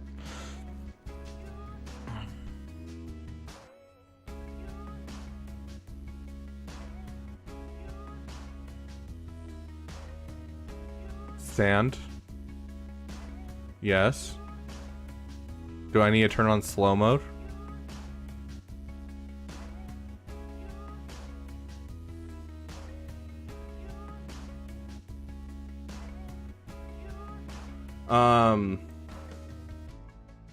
Okay, so you're thinking about Jedi Master Luke. It looks like you started going for a JMK farm. Is that what I'm seeing here? Because like I see the Relic Shock T, I see the yeah, like I see the Clone Sergeant at Relic 3. No, that's just a Lightspeed bundle, isn't it? That's the Gas Lightspeed bundle. Yeah, it's just the Gas Lightspeed bundle. So this is kind of just an account just kind of started, and then you just most of your direction came from the Lightspeed bundles. Okay, I see. And you don't have Wat Tambor, I assume. Yeah, no Wat Tambor. Okay. I would highly suggest finishing this. You already have a 7-star Grievous. I want you to finish your Grievous and get yourself a team going. Like, before... Okay, yes, I think JML's not a bad farm. It's a great farm to start off on. You already have the Hoda at Relic 3 in your account. You already have the Wampa at Relic 3. You have a CLS at Relic 7. I think that going for JML is a good idea, but I think you have that faction problem, where you have some factions that really need to be finished. Only 6 more characters needed. Yeah, exactly, Caleb Cook. So yeah, you have some characters to work on. Like, you have a Mon Mothma, which is definitely over invested for how low gear she is. But you have like Mon Mothma, you need to get to 7-star for JML. So you have some stuff to work towards to get JML.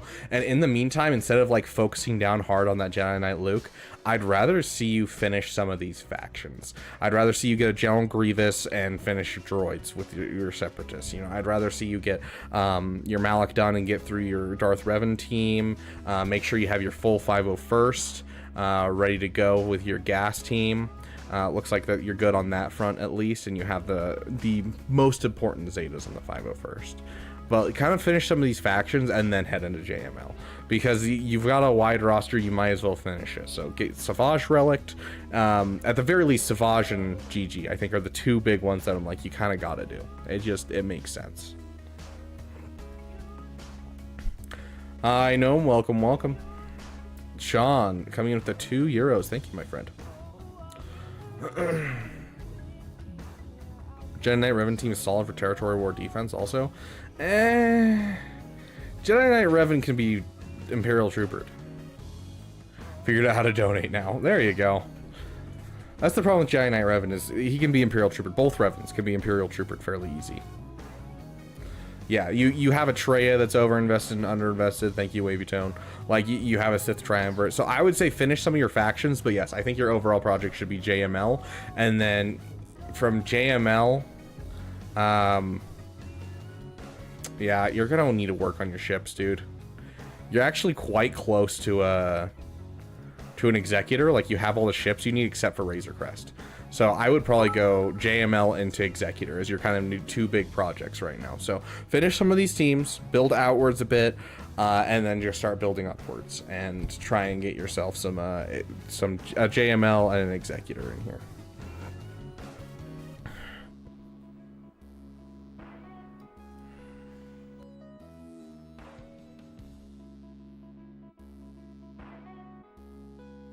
Because you don't have troops up. Fair.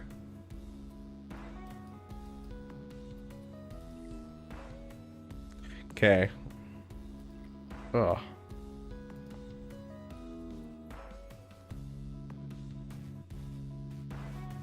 Let's see.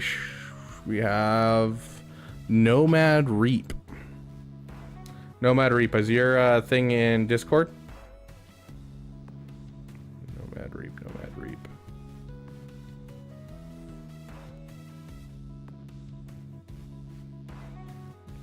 Like, did you put down what your current farm, previous farm, like a little blurb about your account so I know what I'm looking at? Okay, can you throw your, like, just kind of what you're farming, what you got, what you're looking at, and we'll talk about it. Also, how are you in Erodium 2? Did you just come back to the game? Is that what happened here? Because this is not an Erodium 2 roster.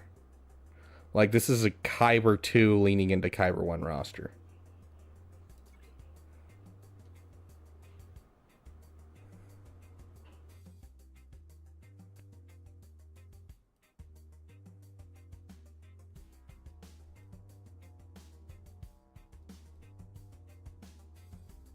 Check his Clone Wars Chewie. What account is this? Nomad's Reaper? Yeah. So this is your account. Goodness gracious, my dude. Every character's Relic 9.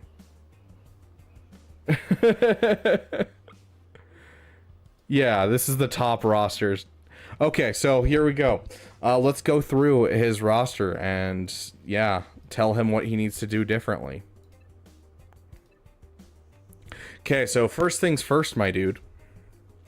This is not nearly enough datacrons. But honestly, okay, so you're focusing on some level 9s. This is actually something I want to talk about with all of you guys. You're focusing on a lot of level 9s. I'm going to tell you right now, I think you guys should be focusing on these level 6s more. This seems to be the most important piece of these, because the level 9s are nice. And like the level 3s are nice, but like you should be going to level 3, and if you get a good level 3, then take it up to level 6 and find a good level 6.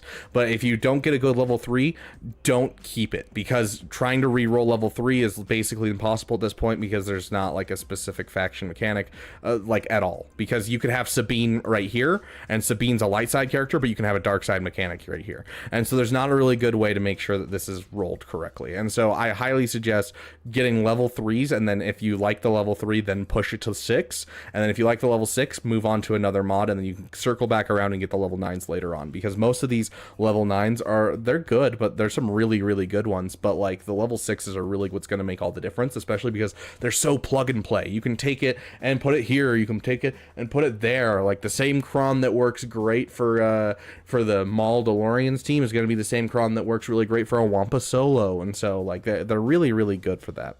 But overall, dude, this account is insane. How long have you been playing, my dude? Holy shiz. Like, this is insane.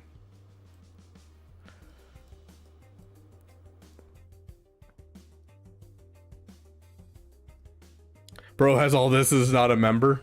Yeah, it hurts a little bit that, you know, you wailed on this account, but you're not willing to, you know, wail on my channel.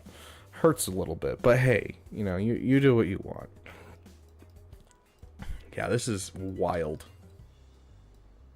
I wonder, yeah, I genuinely am curious. Have you been playing since day one? Was this something where you started a couple years in and you just wailed to get to this point? Like, I'm kind of curious how much you've put into this game. He's free to play, I think. There's no way he's free to play. That's just, especially with where he is. Maybe he's just not playing GAC. Maybe he's not. But like, especially without playing GAC, there's no way you can be free to play and keep up like this. He started 1 year ago. He's a good guy. I mean, yeah, I'm not denying that whatsoever. It's just an interesting roster to see. Out of curiosity, let's take a look at this. That's literally the highest GP count in the game. Gosh. Does he have Quadme? I mean, if he has Quadme unlocked, he has Quadme at Relic 9. That's the answer. I'm just going to look it up. I don't feel like searching. Yeah, right there. So let's see. Echo being your fastest, that makes sense to a good degree. Let's check this cat out. Yeah, like, and he knows how to play 100% too. He's not just a whale. Like, he knows how to play the game. Interesting to see Princess Leia this high. Like, that is a freaking fast Princess Leia. Yeah, with this level of mods, there's no way that he's been only playing a short time. He's been playing forever. Like, his mods are fantastic.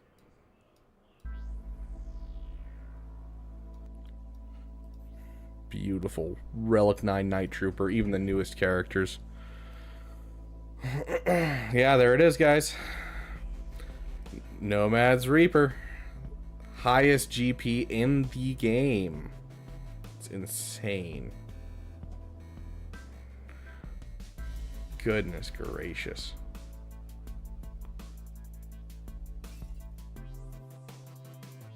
Well, thank you for flexing, my friend. I appreciate it.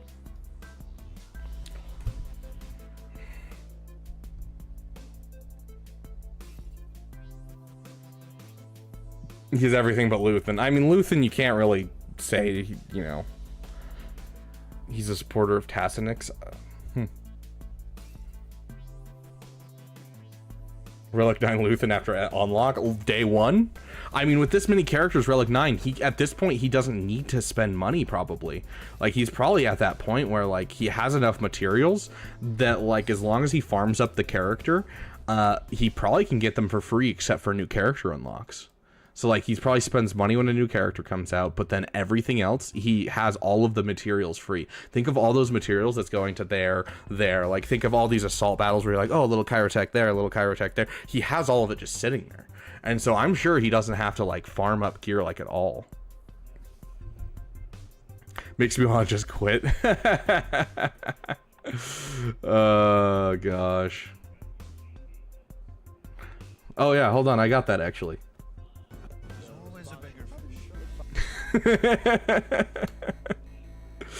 Oh gosh, check his Inquisitors? Why?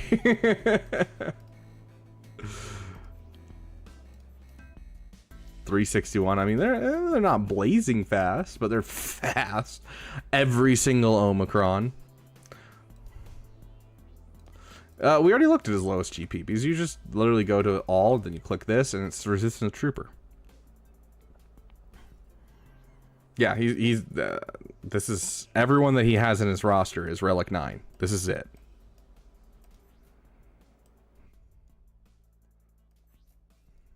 Even his Resistance Trooper has over 100 additional speed.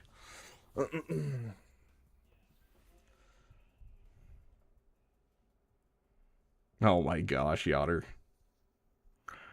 Bro, 100% would go.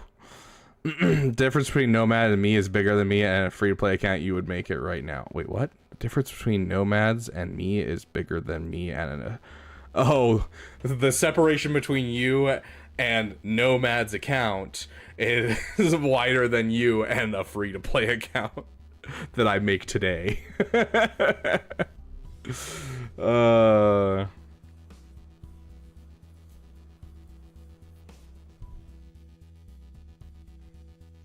Dude, the Revens were one of the biggest, like, pay-to-win things that ever happened in this game. Well, it was fun looking at your roster, my friend. Thank you for just absolutely flexing on us, Nomad Reaper. I don't know if you're still hanging around. You haven't really put anything in the chat. But, like, thanks for flexing on us. That's wild to see a roster like that. We've had a couple people do that where they donate and they just flex their roster and then they like disappear on me, and I'm just like, dude, I want to ask questions. I think this would be fun to, you know, talk to someone that's been this far into the game.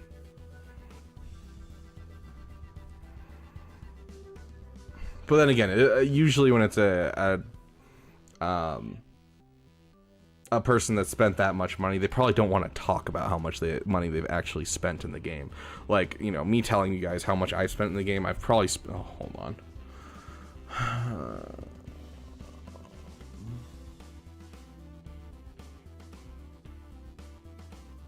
I've spent probably $3,000 on this game. Like, I'm not proud of that. And so if someone spends more than that, like, yeah, I get it.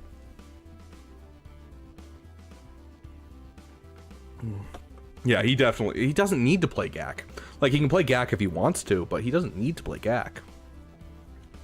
He probably really enjoys playing with his territory war guild. He really enjoys like the PvE and the PvP with the guild where you're working together with buddies, and I can get that. I 100% get it. So I told her on 300. Yeah, let's see.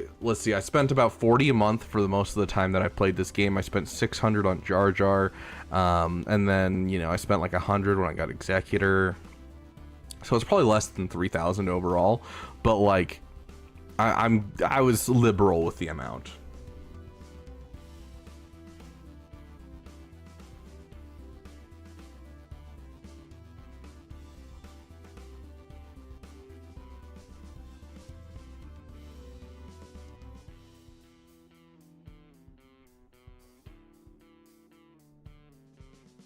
Spent $14.99 on my first pack to get charged for Cassian's U-Wing. Oh gosh.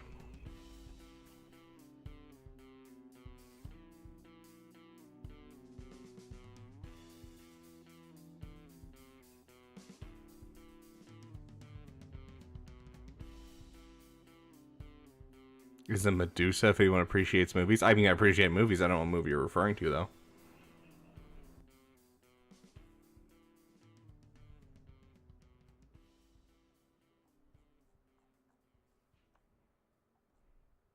You know, the interesting thing about this game is you hit a certain point of spending money and you stop spending money. And like the only thing you really have to spend money on is new characters if you really want to. Did you start playing this to not spend on money on MTG? Except that I make money off of this as well. And so like most of the money that I've spent in the last, you know, 8 months on this game has been from the channel's like overall money that it makes. So to be fair, it's for the channel, and therefore I write it off as just, it actually doesn't bother me because it's extra money that's in my pocket anyways, and it's going right back to the channel. So to be fair, Omnicortisol, I'm basically, you know, breaking even here.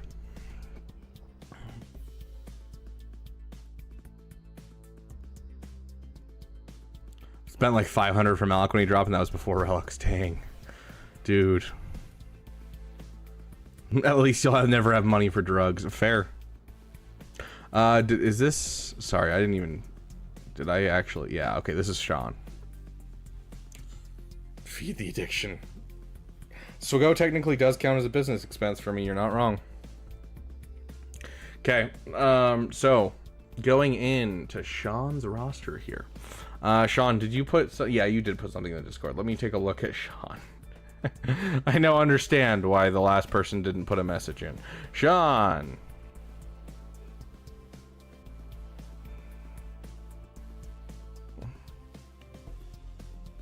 Have a great day, Master Jedi. Hope you actually get into a new guild.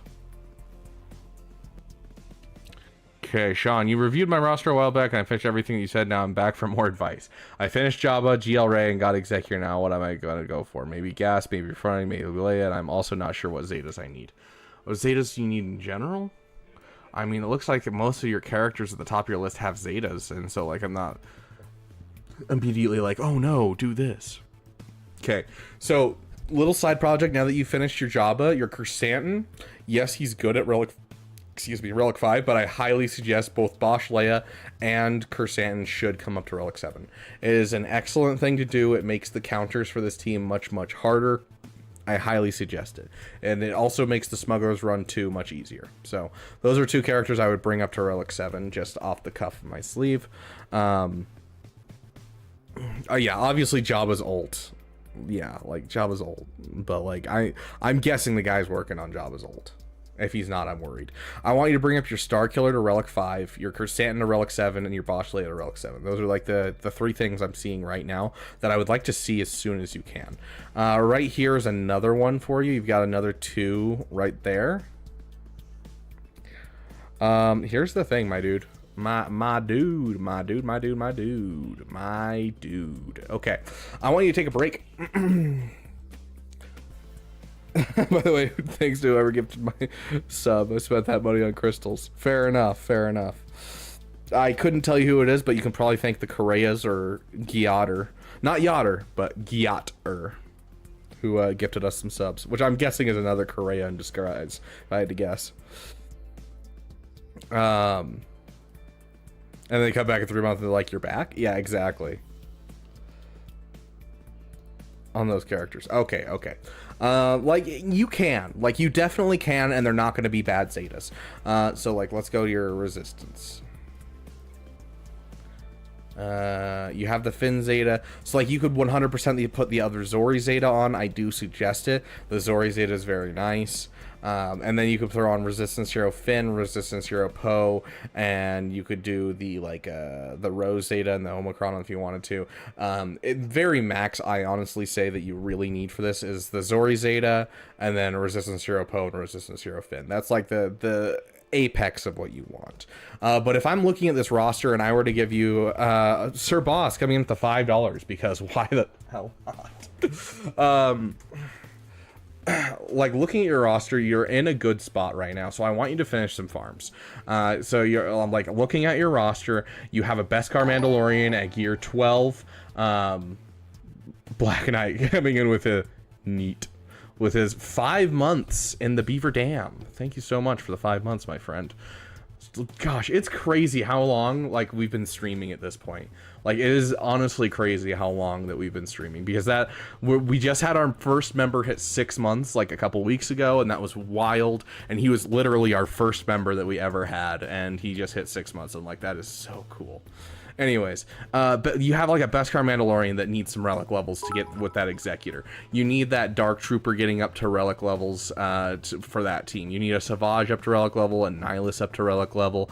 You have some stuff that like to work on. You could finish this Zori. Iden Versio should be like top of the list. Like Savage and Iden Versio should be top of your list because you have the Interceptor, which means this is a GL killer fleet. You can take down an Executor with this. You add in a couple more ships. You can take down the Profundity with this. You add in a couple more ships. And you can take down the Leviathan with this. Like this is a character that you don't want to be sleeping on at the spot that you're in your roster. So I want you to take a break for a little while and finish some of these farms. Get your Sith Triumvirate team up and running. It's one of the best teams in the game. Get your Dark Trooper up and running. Get your Beskar Mandalorian going for your Executor. Not only is it good for your Executor, it's also a requirement for Mommy Mandalore, so you can be happy there. Iden Versio, you have the fleet up and running, ready to go. You're just sleeping on the character. So I want you to take some time and finish your farms.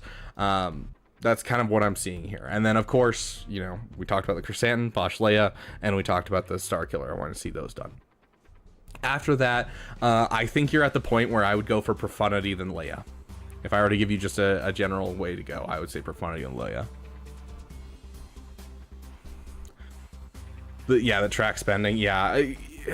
Yeah. If you're not careful, you'll spend way more than you want to. Like, I've spent way more than I want to in the last month.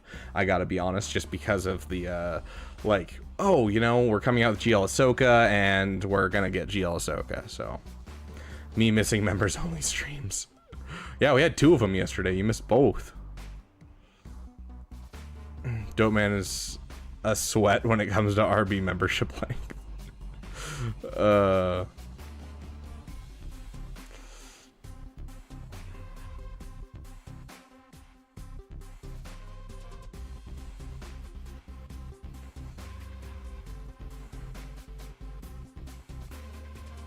The bribe cost Yotter making a top 10 Gyots of Swago video, and I thought that was hilarious, and so I graced him with a presence of a Denny's run. Anyways, but yeah, I 100% agree on that. But yeah, overall, your next things are going to be Profundity and Leia if you're going for efficiency, and then honestly, you finish Profundity and you finish Leia, you're at the point in your roster where you can go wherever the freak you want. You can go after Leviathan if that tickles your fancy. You can go for Mommy Mandalore. You can go for the new Ahsoka Tano, and you're going to be in a comfortable enough spot that it's not going to be a problem. So finish your farms and then do Leia and Profundity first, Leia next, and then you're going to be fine in this roster 100%. That was the fastest I've ever edited in a video, by the way. Why jaywalk in front of a police officer? Everyone does that in the town that I'm in right now, guys.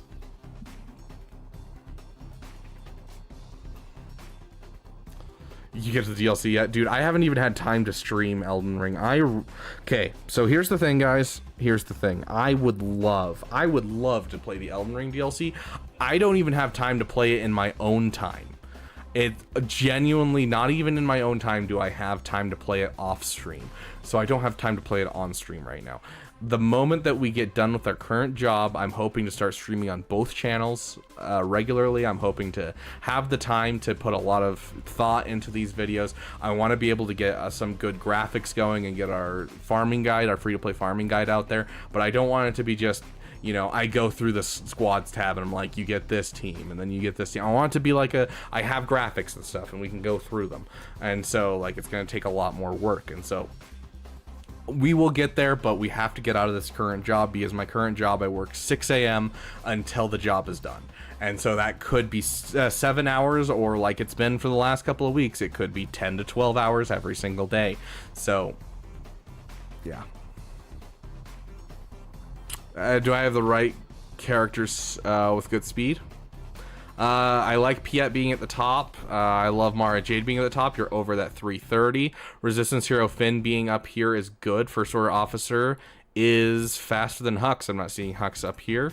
Yep, there's Hux. Yeah, so very nice. Dash Render, I might consider pushing a little faster. Rolo, you could drop the speed on. I don't think it's going to matter. Keep in mind that his Omicron, or his datacron just went away. So feel free to pull off the mods from Darth Sidious and pass them around to someone else, because you no longer have a datacron for this guy. So make sure everyone go through your Darth Sidious mods before lock-in tomorrow, and make sure you don't have mods on him that are really, really good that could be going to someone that really matters. Bosch Leia you want up in this top area, so it looks like you have a fairly good idea of who should be fast in general. I'm not seeing like overly any characters I'm like, ooh, you know, that should be near the top, and it's not. Like, you have a pretty good idea. You haven't invested in a Mon Mothma team, but as soon as you do, you're going to want a fast Kyle Katarn, because Kyle Katarn gains a lot of turn meter, and so overall it's going to be nice. But, I mean, you haven't invested in it, so, like, you do what you want for now. But overall, yeah, looking good, looking good. Yeah, I like it.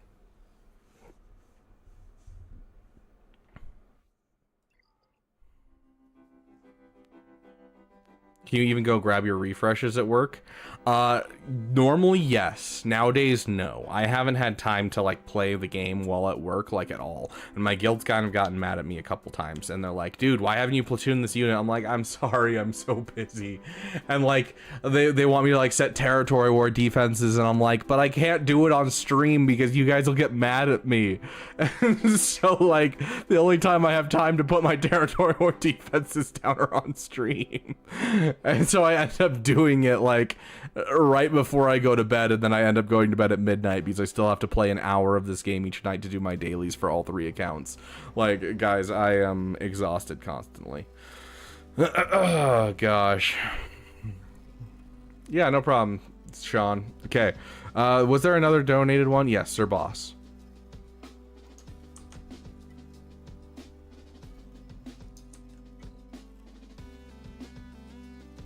Do you drink an 18-wheeler for the Pepsi? Oh, do you drive an 18-wheeler for the Pepsi or no? No. So I work as a merchandiser, so basically what that means is I'm Pepsi's hoe. I kid you, kid you not, when I first got hired, my boss was like, what is a merchandiser to you? And I gave some BS answer, and then I was like, so what's a merchandiser to you? When he asked me, you know, the question at the end where he's like, so tell me, what is, you know, what questions do you have? I was like, what is a merchandiser to you? And he's like, oh, you do anything that Pepsi tells you to do. I was like, oh, okay, I'm just Pepsi's hoe. Got it. But in general, it just means that the truck drivers drop off pallets at the major stores like Walmart and the local grocery stores, and then I go in and I unload the pallets onto the shelves and work their backstock. And so that's where I'm at. I'm at all of the different stores in the area. Ugh. Make a rebel fire team assuming Luthen is out and he's great. Who would the rest of the squad beat? I'm thinking Saul, Luthen, Kyle, Drogon, Baze. Make a rebel fighter team assuming Luthen out and is great. Yeah, it's looking like Saul, Luthen, Kyle, Drogon, Baze that's probably going to be a solid bet. If he works with Mon Mothma, you're going to want to do I don't know, maybe drop Baze for Cara Dune. It might be a good idea. Cara Dune's just so incredibly good in general.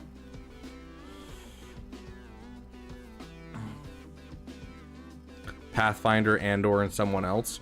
But Andor you're pulling from your other teams, so. Do I make good money? Better than anywhere else in town, but not good enough for what I'm doing. I should be paid more. I'm gonna say it now.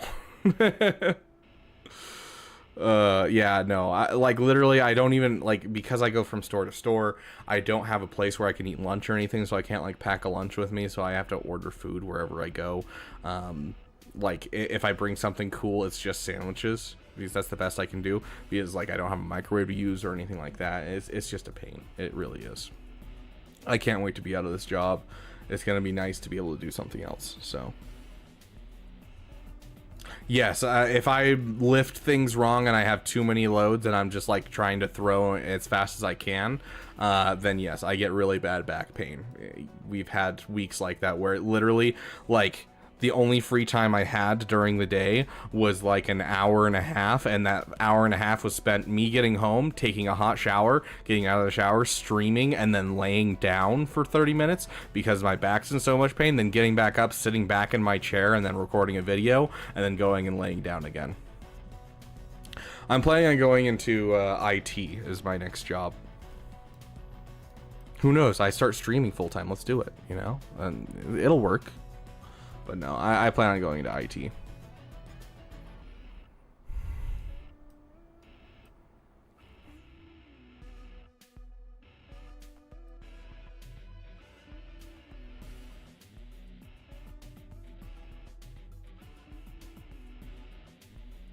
Do you have anything to talk about your account, Sir Boss? Let me see. Are you in the Discord?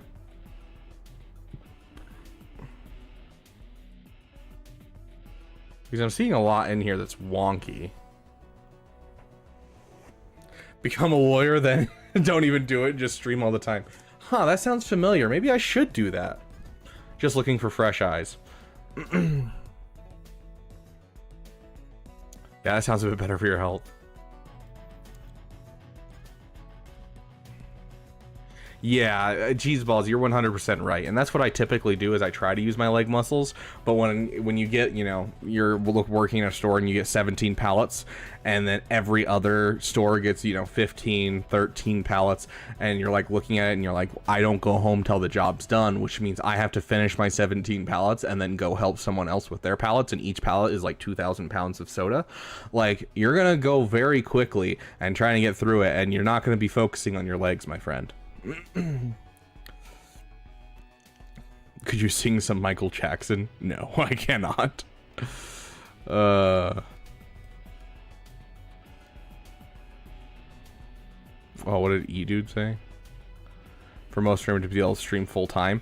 I mean, okay, if we're just looking at Twitch subs, if I wanted to make the same money that I make right now through Twitch, if we're just looking at Twitch subs, I would need... Sorry, I'm trying to do math. Here, let me just do the math on a calculator because I'm too tired to do the math, guys. I'm sorry. Okay, so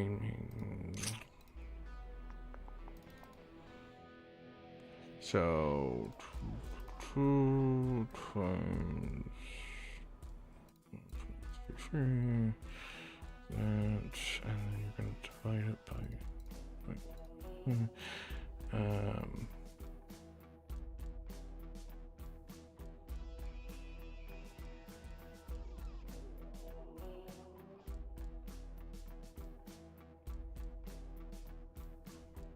yeah, so that's right?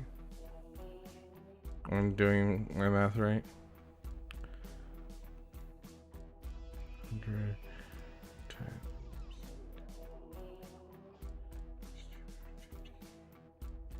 Yeah, so 1,300 subscribers. If we're just going off subscribers, no donations, no nothing else, we are just looking at Twitch subscribers. I would need 1,300 subscribers on Twitch to be able to make what I'm making right now in my normal job.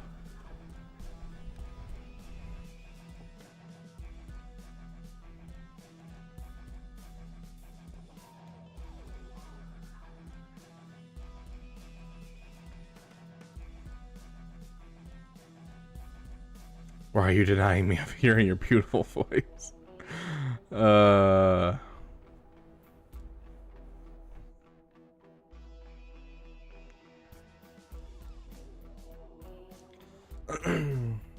Better get cracking. Okay, here's how we get cracking. I want each and every one of you, regardless of child, regardless of adult, whoever you are, I want you, especially you children, go check with your parents, see if you have Amazon Prime. If you have Amazon Prime and your parents love to shop, that means that they have a free Twitch sub that they could be giving to me each month that is not going to cost them anything except giving it to me. And so you can go through Twitch and be able to give me a sub on Twitch. So there you go, guys. If you guys want to make me a full-time streamer streamer, that is the best starting path because you don't have to pay anything and it still gets me money to be able to afford to, you know, live. So there you go. There's the best way to support me without paying money. I thought this was a roster review. Good point. Someone mentioned Relic 9 ETH Koth or something like that. As a fellow Pepsi man, I feel your pain. There's always openings, I've learned. Also interested in a review. Okay, Papa Bear will throw you on. Okay, so someone, it was a ETH Koth, right? Relic 9 ETH Koth, where was it? I'm not seeing it. Oh, was he right there? There he is. I'm pretty sure this is a rote platoon, if I recall correctly. Thank you, Barakuka, for getting us started. 1 of 10. Oh, subscription. Very cool. Very cool. Thank you, Barakuka. I appreciate it. I was like, the little banner came up, and I'm like, I don't recognize that banner. I'm like reading it. Okay. Yeah, it's subjective because it's different for everyone. Like, that's to make what I'm making right now. Like, if you were someone who works in IT, you're making significantly more than me. If you're someone who has a college degree, you're making significantly more than me. And so, like, to maintain my current lifestyle, that's what it's looking at. But for other people, it's going to be significantly more. Some people could survive off of less, maybe. And I probably could, but do I want to? Not particularly. How much would it cost me to give you 100? Just asking, don't get your hopes up. On YouTube, 100 is $300. On Twitch, 100 is $500. What was that thing that just popped up? Sorry, I missed it. Oh, that was just the super chat. Okay. Okay, let's see. So first things first, I'm seeing a lot kind of sitting in here as an engineer. I mean, you tell me yours and I'll tell you mine, Ryrock. I mean, if you're not comfortable with, you know, saying it to my face, you can always throw it in my DMs. But like, the first thing I'm seeing is you have Sir Boss. Sorry, we're getting off topic, but Sir Boss, you have a lot of stuff unfinished. Like, you have some great stuff like worked on, but you don't finish your farms. Like, and you can tell because you have these Relic 1 characters. You know, there's a Relic 1 Savage instead of a Relic 5. There's a Relic 1 B2 instead of a Relic 5.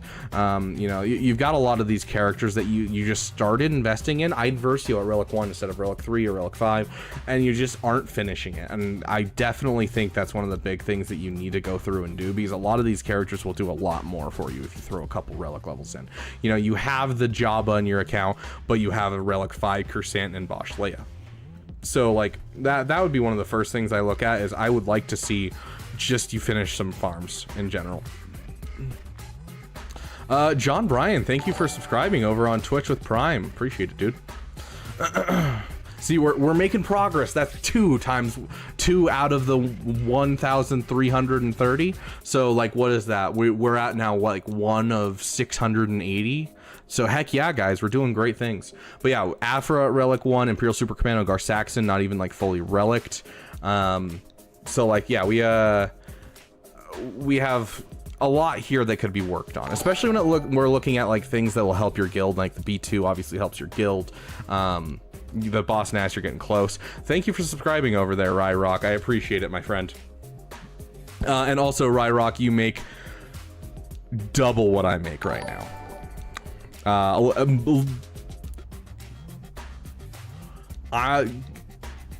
Hold on. I want to say like 2.3 times what I make right now. If I were to give a good shot at my mouth, I'm gonna say 2.3 times what I make right now. KV1 for hire, thank you, my friend. Black Knight, thank you, my friend, for your Prime subscription. I appreciate it. But yeah, so yeah, you make significantly more than me.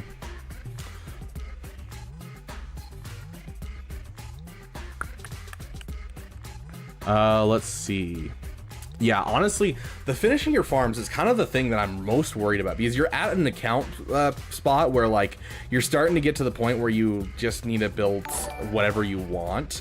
Carlossus, thank you for following over on Twitch, my friend. Like, you should build out your fleets, you should get your relic levels up. That's kind of what I'm looking at. Here's you making more this year. Fair enough, I appreciate it, Rock. Like, it looks like you might have a Mommy Mandalore coming because you have a Relic 7 Bam, you have a Relic 3 Keller and Beck, and so maybe a Mommy Mandalore is coming, and that's probably what I go for next since you're so close to like a Relic 3 Paz, a Relic 3 Keller and Beck, a Relic 5 Grogu. Obviously, I think that's the next thing you should do, but like you're skimping out a lot of these side farms, and so I definitely think you need to finish some farms, and that's what I would do is I double down, finish farms, and then really go for whatever you want. You can go for the most efficient route, which let's check your GLs. You're doing good there. You've got that. So yeah, honestly, your most efficient route is wherever the freak you want to go. I'm going to say that it's Bo-Katan, Mandalore, Gungans, and then after Bo-Katan, Mandalore, and Gungans, honestly, Ahsoka Tano. But, like, I want to see these ships, dude. These, like, a Relic 1 TIE Defender does not do it. An Emperor Palpatine's shuttle at 4-star does not do the trick. These are 2 ships you want to finish. Relic 5 on TIE Defender at least, 7-star on Emperor's shuttle at least. You know, Galactic Republic looking sexy. I love to see it. Like, finish your resistance. Yes, this isn't a great fleet, but it's still a fleet to have, and especially if they're looking at expanding Kyber soon. Like, this is the stuff when you need to be looking at. So, TIE Echelon still not finished, so yeah. Not even sure you have Saxon modded. That hurts my soul, I gotta be honest. Especially with the new datacrons. Like, dude, like, I don't know if you've looked at the new datacrons at all, but like the new datacrons with this level 6, like, it works for every team. You can make some really stupid combos for some teams that people don't normally use. So like you can go with like, you know, we'll go with the alignment, go to light side, and you'd be like, oh yeah, we've got whenever a light side ally inflicts a debuff on an enemy, they deal damage to that enemy equal to 2% of that enemy's max health. Okay, that's interesting. And then we go, oh, when a support ally starts their turn, dispel tenacity up from all enemies, then reduce their tenacity by 100% till the end of the turn. Whenever a support inflicts a debuff on an enemy, all allies gain benefits based on their rolls for the rest of the encounter. 10% crit damage on attackers. Healers gain 5% tenacity. Supports 10% potency. Tanks gain 5% defense.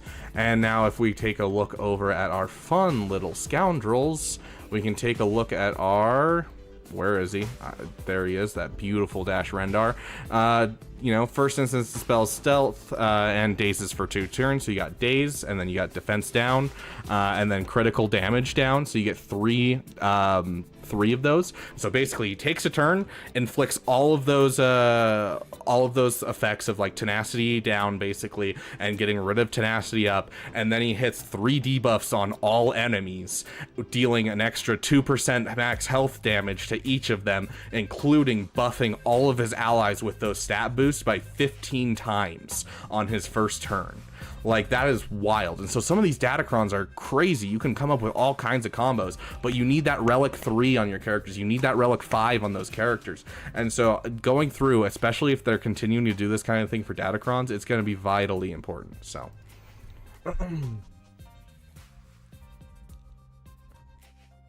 getting to Kyber 4 is I've seen people do it at 4 million GP, Caleb Wheeler. So it really just kind of depends.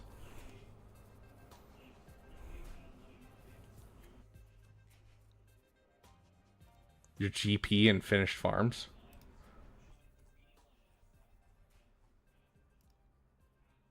$69.69.69.1. I love that. Very nice GP. Very nice.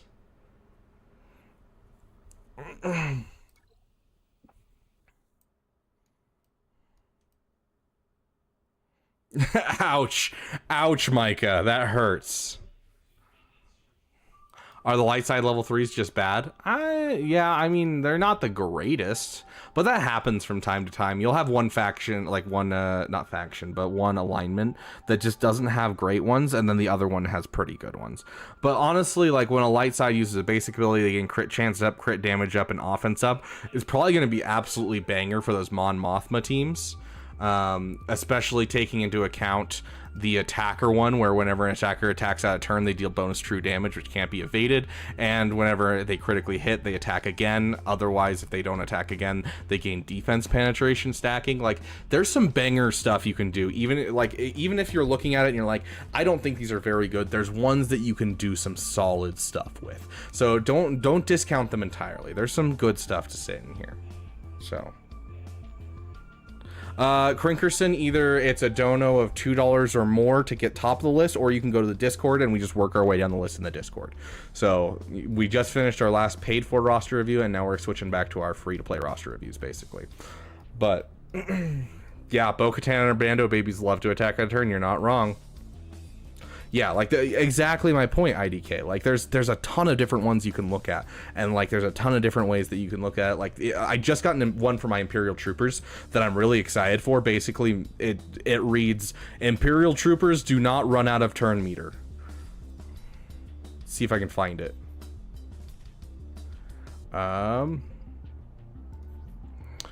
Whenever a dark side ally uses a special ability, they gain 15% turn meter. Whenever another support ally grants a buff to another ally, that ally gains 10% turn meter. Limit once per turn per ally. Like, I'm so excited to have just a whole bunch of, you know, disgusting time of just more health, more protection, and just a ton of turn meter. So, sounds good, Madness. You have a great night.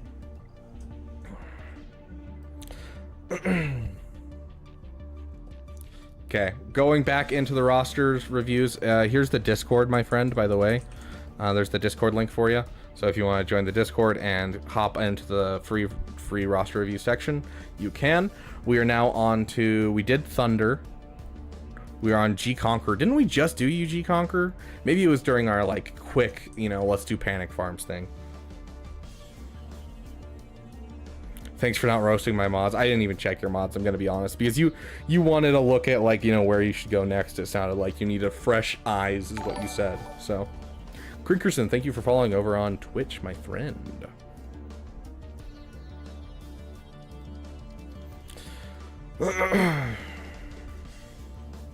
Oh, Papa Bear, that's right. Papa Bear's next. Hold on. We got Papa Bear next, and then we got G-Conquer. I forgot Papa Bear donated the $5.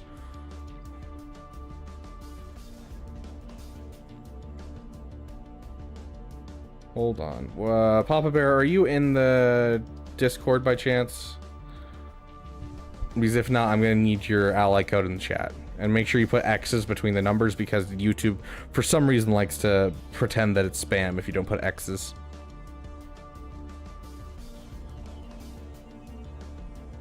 I'm not seeing you. Sounds good, Sir Boss. Thank you for your service. Heck yeah, Micah, that's awesome.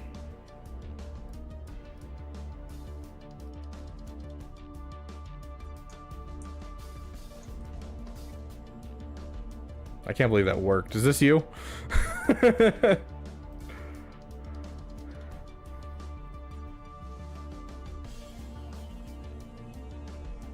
Okay. Got it. Give me a little bit about your roster. Tell me about a bit about this. Is this, you know, is this light speed bundles? What is this?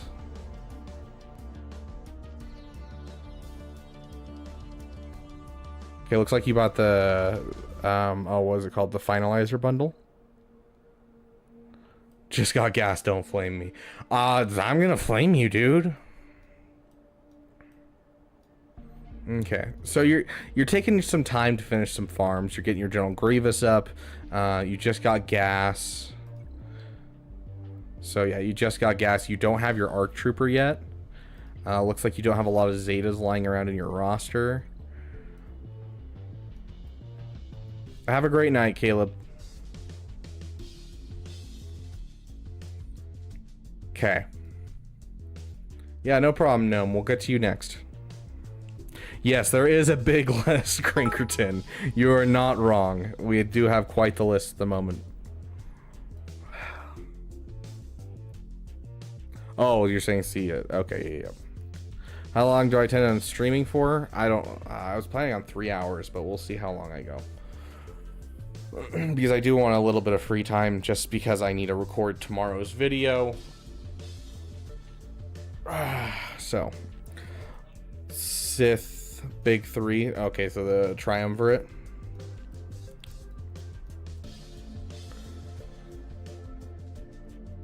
I was watching the Sunset Tatooine.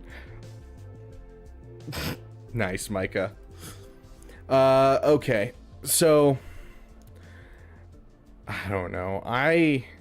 Okay, your roster is getting diverse. You're getting a couple good teams in here. Like you're getting a Padme team in here. You're getting a Gas team in here. You're getting a GG team in here. But you need to start working towards something that's gonna start like breaking your roster into other stuff.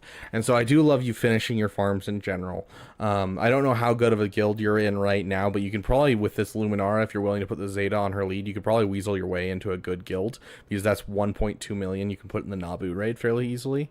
But, like, yeah, I think General Grievous is not bad. I think Darth Trey is not bad. But you have the Shadows of the Empire bundle, which means you're fairly close to JML. You already have a CLS going, which is weird that they put a frickin' gun in CLS's portrait. But, have I ever streamed myself making a video? Not besides, like, kit reveal videos. That's about it. Some sort of feat with CLS. But yeah, like, I think you need to start working towards a major project. And so the major project I would start working towards is Jedi Master Luke. The overall idea of going into the Rebel Trinity is you can get a GL ship easily. You can get a great fleet going really easily. Okay, like, yeah, right here. Right here. Yeah. So... yeah, Jedi Master Luke as your major project, because you have the Buchaka, you have the CLS, and so you also have Old Ben at Relic 3 of 5, you also have Princess Leia at Relic 3 of 3, you have Wedge and Biggs at Relic 3 of 3, you have Lando at Relic 3 of 5. It'll give you a, you know, if you don't already have it, you're going to be farming up a Wampa, a Hoda. Hoda will go with your Revan that you want to do, and so, like... I don't know. It just makes sense to me with how much is connected with your roster currently. Once you get the Shadows of the Empire bundle, it just makes sense to go into the Rebels in general. Hey, Trey. Welcome. We're going to say every word twice.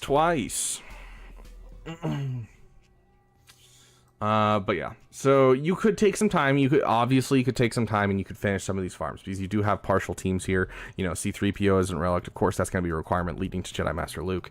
You're looking at your General Grievous. Your General Grievous isn't relic. So you can finish some of these farms and finish them up. But then I'd say your next major project is going to be JML and then Executor. Watch the video. Can you look at gas mods? Yeah, of course. They're there. Hello. Unfortunately, I don't have like a Kenobi and a General emote, so I can't do like Kenobi, General instead of General Kenobi.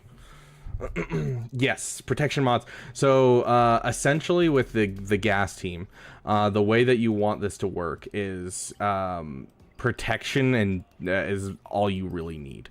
And so the more protection primaries that you can put on him, the better you're gonna be. Because as long as he has protection, he's standing, he's taunting, and so he can keep your people alive. And then the moment he goes down, they can kill your allies. And then as people take turns, he gains his protection back. As soon as he hits 100% turn meter, he stands back up, they can't hurt your allies, and he's tanking hits. So the more protection that you can get into him, the longer he's going to stand up, the longer your team survives, especially because the team doesn't really have it doesn't have banner recovery. It doesn't like have regaining health and protection at all. And so you need to be able to keep him up as long as you can. So 100% that is correct how you'd want to do it. And yes, swago.gg is your best friend when it comes to modding. Just going in and you can literally just Google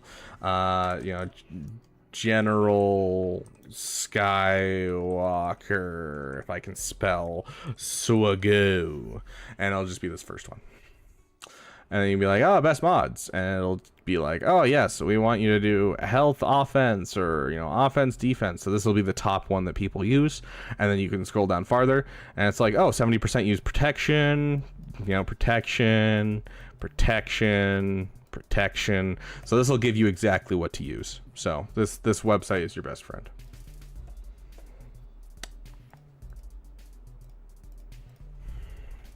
Sounds good, Breakcrafts. You have a great night. Speed wise, you want Rex to be the fastest on the team. Just because Rex has this ability that's form up, so he gains gives turn meter to the whole team. And so this is kind of what you want to focus down, is you want to get this guy as fast as possible. So like Gas, yeah, you want him fast, like high 200s, maybe early 300s if you're feeling ambitious, but like mid to high 200s you can be fine with, as long as you have that that Rex up in like the high 200s to 300s. If you can get, the faster you can get Rex, the better your team's gonna do. So, but yeah, that website will also give you what speeds are average. Hey, the chasm over here on Twitch. Yes, can you guys hear the echo? Have you ever played Star Wars: The Old Republic? I have tried many a time. The problem is every time I get into it, whoever I'm playing with always stops playing, and that drives me nuts. And so like I've never actually finished the game because I want to play through it with friends, but then they always drop out on me, and so I've never beaten the game. Farthest I've ever gotten is like a level 46 bounty hunter, and so I was pretty close to the end of the campaign for bounty hunter. Never finished it though, and so yeah, always wanted to, but I've never finished the game, and I've never played through any of the character stories. So what can I do with Mando? Just found out he's not a bounty hunter, and he's not.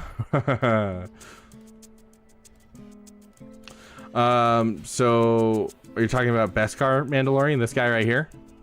So he's a scoundrel tag, and so what you're going to do is you're going to level him up. You're going to throw him with IG-11 and Queel, and then any other scoundrels that you happen to have, like Cara Dune and then Lando, and that'll be a team for you. Is it going to be the best team? No, but it's still going to be a good team that works for you. If you can afford the Zeta on his Protective Intuition, it's a very nice Zeta that you can use throughout the game in a lot of different places, and even has a home even now today because of Bo-Katan Mandalore. So Mommy Mandalore has given him a permanent spot in your roster, so you want to get him up to the Executor anyways. So my suggestion for your account was JML Executor, and then going to the rest of the Rebels. You know, Jabba, Leia, that kind of stuff. But he just goes with your scoundrels. That's his home permanently. Steve Koth really does look like Star Wars Theory. Do you regret not going to college? No, yes. What I don't know how to answer that. I went to college. I have tried to be at college for years, and I have banged my head against that wall for way too long. I have gotten to the point where I have to specialize and I have to do my major classes, and I got my generals out of the way, and I just not only am I not good at school, but I'm at the point where I can't cash flow it anymore. I'm out of savings, and I don't want to go into debt. And so I'm going to leave college with whatever little debt I have and get out of here. So that's where I have been the last couple of years. I'm living in a college town right now. I literally just dropped out of college in the last couple of months. So too much partying with the honeys, dude. If you joined one of our streams where we talked about my relationships, you'd know I don't party. I've had like the absolute worst experience when it comes to dating in this freaking town, dude. Like, I had a girlfriend who I got a call from my friend's girlfriend telling me, hey, by the way, my boyfriend and your girlfriend just announced on Facebook that they're in a relationship. Did you know about this? And I was like, no. Did you? And she's like, no, we were just talking last night about our relationship goals, and all of a sudden this happened. Like, it's been a wild time here in this town, and I'm so ready to get out of here. Yeah, no problem, Papa Bear. I'll play with you if you decide to pick it up. Yeah, fair enough. I'd be down. Like, yeah, I've had the worst experience when it comes to dating, and I don't party because I just don't have time in general, and plus the parties here suck. And I don't like big groups. I like small groups. I like small groups of friends. I thrive in small groups, but if I get into a big group, it's not great for me. Yeah, ADHD does make college very rough. I agree. Nice, Matt. Yeah, I think I'll finish my degree online. There's a way to finish it online that's fairly easy transferring my credits I currently have over. And so, like, I shouldn't have too many problems finishing my degree, but I need to take a break. Like, I'm very close to an associate's, and I have, like, almost everything done with my generals, but I'm just, like, I cannot afford to go any farther, and I really don't want to do, student loans, like, at all. And so I'm just like, nope, I'm gone. So you wind up switching GFs after the news. Ouch. Ouch. I had gone on one date with her. We weren't super compatible. She was nice enough, but she wasn't nerdy at all. And she like, okay, so there's a difference between not being nerdy and being too far for me. Like there's not being nerdy, and I'm like, I get that, but as long as we can sit down and watch a movie together, I'm happy. But like, she couldn't sit through a movie. That was how interesting she was. Like she would get antsy while watching a movie, so you couldn't watch a movie with her, you couldn't be inside with her, you had to be constantly hiking, constantly going hunting. And I'm like, yeah, I like hunting as much as the next guy, but I only go hunting once a week during the year. Like I go fishing once or twice during the I'm not going to be, you know, going on a hike every day of my life. I like my video games, I like my shows, I'm gonna watch that stuff. So I was like, not really my thing, but that's my style anyways. Okay, John Bryan. Do I watch alone? No, I am alone. There's a distinct difference. I don't watch alone, I am alone. And I always will be, it feels like.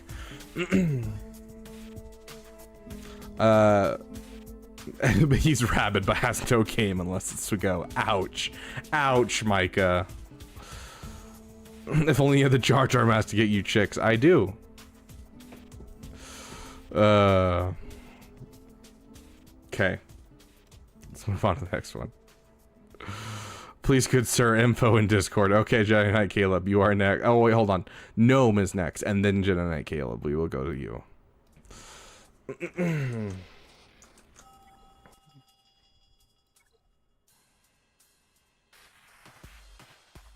There are plenty of fish in the sea, but you're in a lake. Yeah, fair. Yeah. That's the thing, is honestly, I wasn't in a fully mentally okay place in the last couple of years, and so I've worked very hard on my, you know, mental health, and I'm finally getting to the point where I feel like I should go back and get into the dating game again. But I'm waiting until I move, because there's no point in trying to date someone here when I, you know, I'm about to move to a different place, and so we're gonna move the Beaver Dam, and then we'll start dating. You'll see a Mrs. Beaver within a week. Give me a week in the new place we're going to. Give me a week and I'll have a wife. It'll be fine. We call him Rat. God. You can have Savage's wife. I hear she's always available. Oh gosh. Here's that reminder. Thank you, cheese balls. Okay, so in the town that I'm in, it's really weird, Jedi Knight Caleb, because no one here is in the party phase. Everyone here is in the, I just met you and I'm gonna marry you. Like, you give me a ring and you let me walk around campus for 2 hours and I will find a wife. Would I want that wife? Abso-freaking-lutely not. But I could find a wife in literally 2 hours with a ring on campus. And I am so not down for that. Like, that is just so disturbing and weird to me. It had a backseat to Marvel Strike Force for a long time, then Lord of the Rings Home when that was going. I just unlocked JML last night and got Leia and Rey shortly before that. Very nice, dude. Very nice. So it sounds like you're wailing a little bit. So we'll go gameplay. We have not gone over your account, no.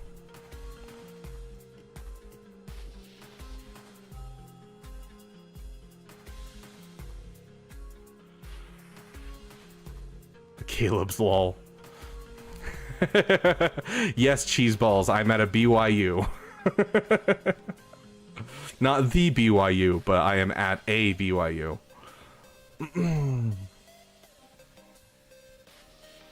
Okay, you've been playing for okay, so you're kind of just playing on the side. You bought some Lightspeed bundles. Got it.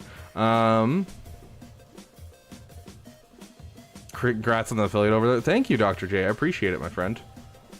Now we're just trying to make it so that way I can, you know, live off of my streaming over on Twitch. Yeah, I saw that. Like, literally, I immediately saw that. I was like, aww. Next up on your list should be some 6-dot mods, and get them as much health as you can. You can also do protection, but I personally like the health idea just because it keeps them alive a little bit better. The protection is mostly if you're putting them on defense. So I would work on his mods a little bit, but good job on getting the Relic 5 Savage. I appreciate it, my friend. Okay, so you have the Qui-Gon Omicron. Very nice, very nice. You have the Jedi Knight Luke. Do you have a Jedi Knight Revan in your account yet? Yeah, you do. Very nice. Okay. Solid, solid. Let's check over your stuff. Okay.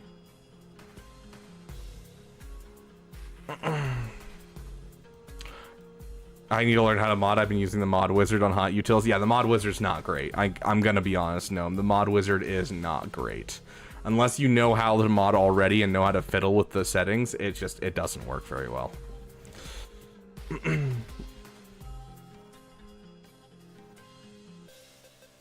Yeah, it's not great.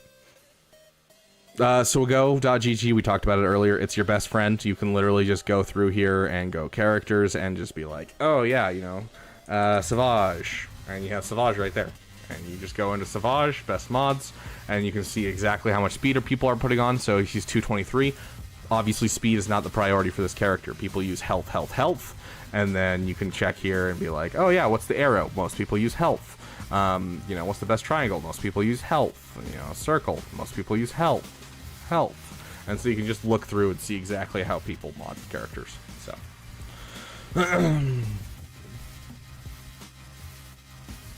Dang, Trey, that's rough.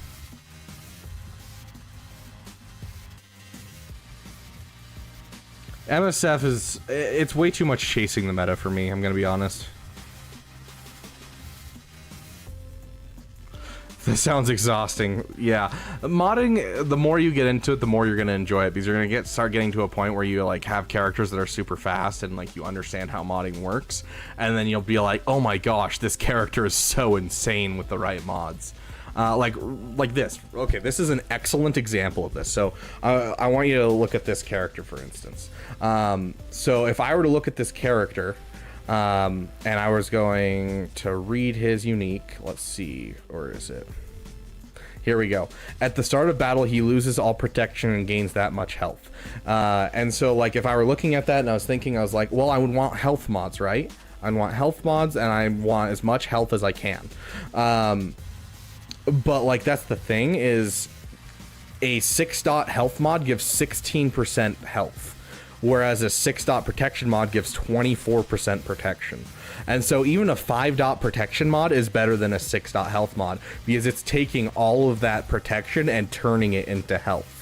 And so because of that, if you mod him for protection, overall you're going to get a much bigger boost to his overall stats than before, and so he's going to be even tankier. And so just understanding a little bit of modding is going to give you a lot of really interesting things to help out your characters, just push them to the absolute like limit. And so like if you're using him as a solo character, you're going to want tons of tenacity so he doesn't get debuffed, and then so you're just using tenacity sets, and then you're using protection and that kind of thing. So Captain Amazing's videos on mods, I haven't watched his videos personally just because I don't have time to watch other people's streamers, but like he's getting a following and he watches my videos, so I'm gonna assume he's a great guy.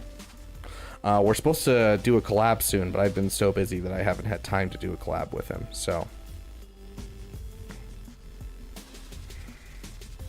yeah, you do have to kind of wing it, IDK. You kind of have to like just save and remember. It's kind of annoying, but yeah, has some really good mod videos. Perfect. Then yeah, go watch Captain Amazing. Absolutely. But yeah, so you're gonna have to go through and kind of fix a lot of your modding, kind of be honest. But overall, okay, so do you have a capital ship? You have a capital ship. Let's check out your fleets really quick. You don't have TIE Interceptor yet, so this fleet isn't super important. You have a relic. Bam.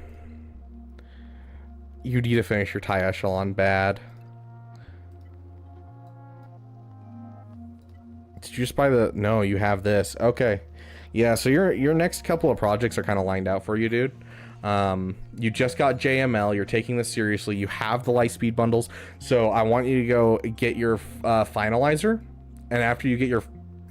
your finalizer, your SLKR. Get your SLKR done, get that nice and sexy. I want you to keep working on your echelon, because that's going to be a great executor counter for you. You could work on gas. I was looking at that, but like honestly, gas is so many zetas for like what you're getting out of it that you can leave it for a while and just leave it be and be fine. Alternatively, you could get gas up himself and not level up his 501st and use gas with your newly found Jedi Master Luke. So that is an option for you if you want to utilize that gas and you do like gas as a little PP, because there's nothing wrong with a little PP. Passion projects are very important to us. So you could get gas up to relic levels and then throw them with your Jedi Master Luke, because that is 100% an option. But then I want you to get your SLKR next.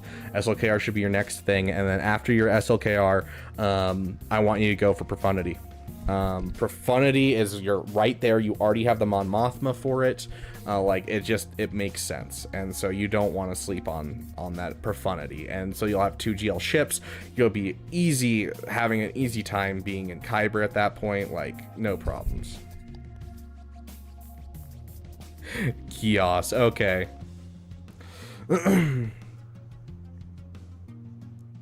Nico, my guild was only 5 million away from 21 stars and people didn't deploy. So mad. Oh, dude, I'd be pissed. Can't wait to get Jabba to help farm mods. Yeah, absolutely.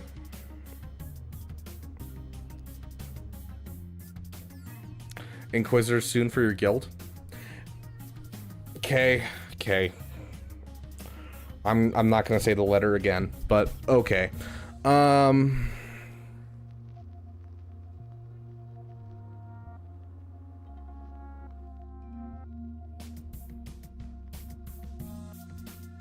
So gas only if it's a PP.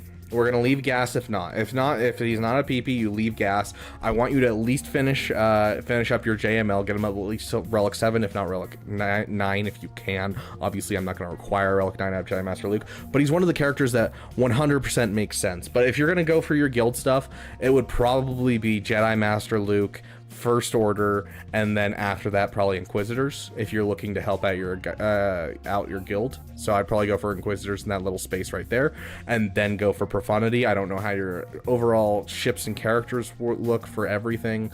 Yeah, like you're right there for Profundity. What does your Inquisitors look like? Yeah, so there you go. There's your order of operations. So SLKR into Profundity, and then while you're doing Profundity, you're gonna farm up the shards for the Inquisitors, and then you'll finish Inquisitors directly after that. I think that's what makes sense to this in this account. Yeah, mod JML with as much protection as you can. Yes, he's another. So yeah, I know the reason we Relic 9 him. I'm sure you already know, because you're using the character. But you just cannot sleep on the fact that he has all of his allies deal damage equal to his protection. And so that's why that Relic 9 is important. That's why giving him a whole bunch of protection is super, super important. So I don't know what you got on them right now, but these should, yeah, protection. Very nice. So, but yeah. So that would be my overall path for you. I would wait to do Inquisitors until after you finish Profundity, because literally you finish Profundity and you're gonna have 4 GLs in your roster. You'll have a couple defensive GLs. You'll have a couple offensive GLs. You have a lot of really great teams in your roster. You can afford to take a break and do those overall Inquisitors. It's gonna fit in your roster and be fine. Like, I don't know. So.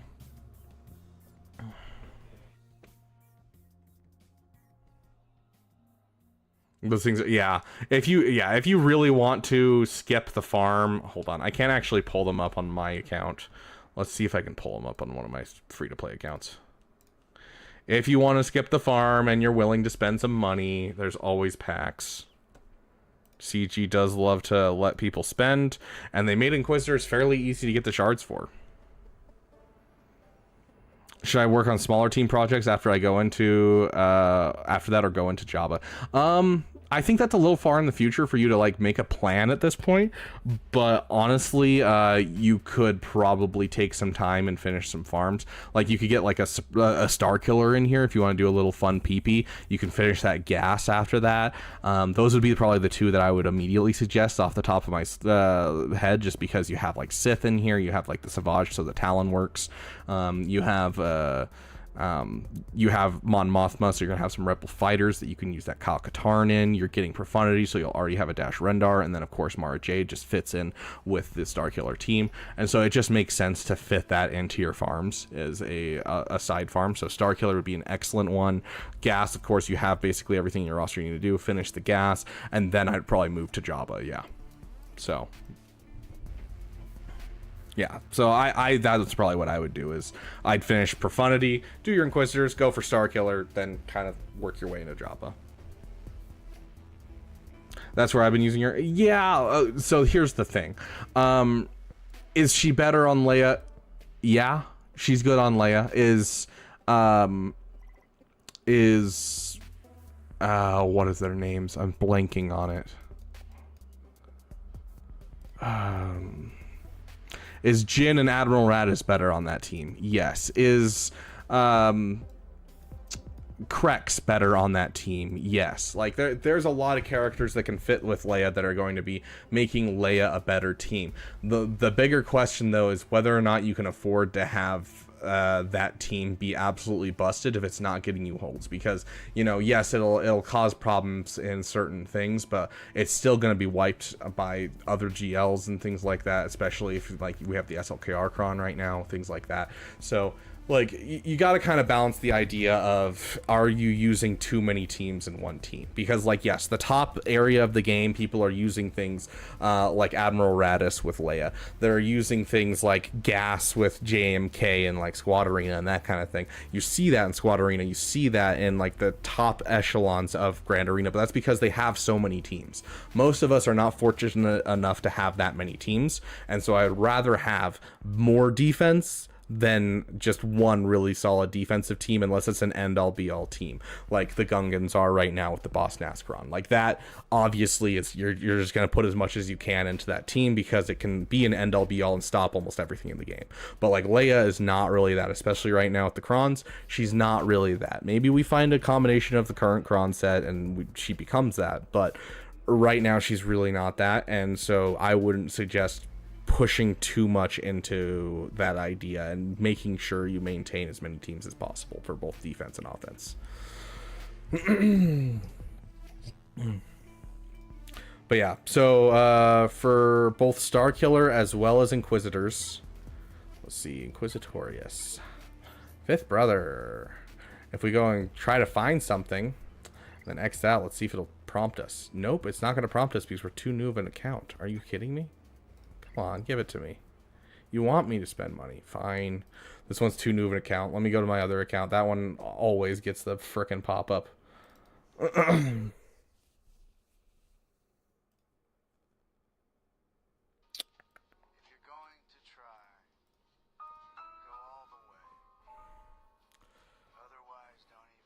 Yeah, I mean, that last two slots can really be anyone that you have when it comes to Rebels. Good ones are like, because you got R2, you got Drogon. Old Ben is a really common one that you can throw in there, and Old Ben fits fairly dang well. You can throw in, yeah, like Rolo or Cholo. Those ones aren't going to be as good. You could farm up a Baze if you wanted and throw a Baze in there. Baze is fairly dang good as a fifth member in that team. Like there's a lot of other people that you could put in that team. We've even seen Ezra Bridger as a fairly good fifth member for the Leia team. So like it's really those fourth and fifth placements can really be anything. So like don't feel bad about throwing anything into that Leia team, because it's still going to be banger, because the main engine is that R2 and that Drogon, and then the last two slots is whatever you can afford. So, is Baze required for the Profundity? No. The reason that people get Baze up is because he's one of the few characters in the game that are pre-taunting tanks by themselves. So, you know, Kylo Ren Unmasked, Sith Empire Trooper, Baze Malbus. Like, there's only a few characters that are just inherently, they have a pre-taunt. And he's one of them. And on top of that, he has Rebel Fighter, and Rogue One, so he fits into multiple different factions. So you're always going to have a home for this guy. So... yeah, Kanan is one of the main pieces of Phoenix, so I probably wouldn't take that out. Yeah, Shore Trooper's another one, thank you.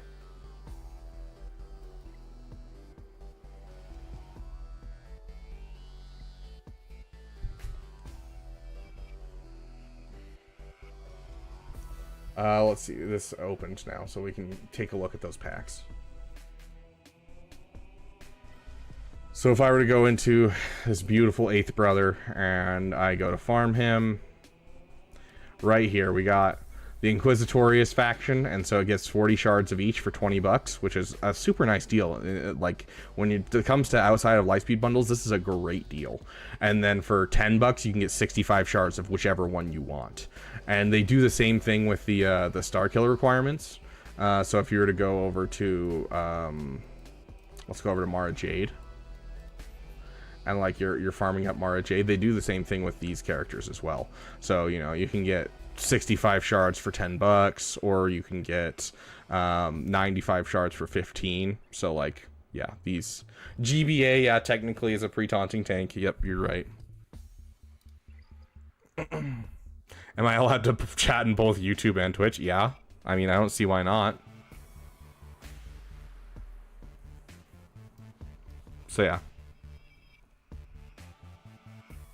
Yeah, if you already have the gear whale on it, or like if you're, you know, you're at the point where you're like at gear 11 Mara Jade, I would say, yeah, it's worth whaling on it. But if you're like at gear 9 and you still have time, like you can save yourself some money. So just keep farming the shards, that kind of thing. But yeah, you can whale on it. You can choose not to whale on it. It's up to you.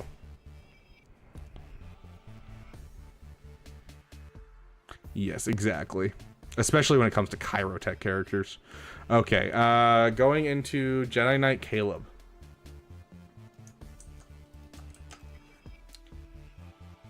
You said the info is in the Discord. Jedi Knight, Jedi Knight, Jedi Knight, Jedi Knight, Jedi Knight. Jedi Knight Caleb. Okay, pushing for Leia at the moment. Any advice is helpful. I have 140 Zeta math. Okay, Jedi Knight Caleb, did you bring enough for the whole class?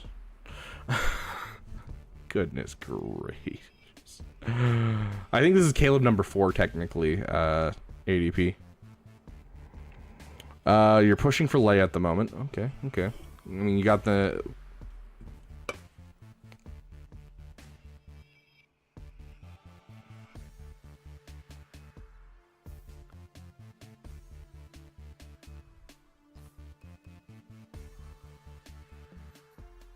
Why?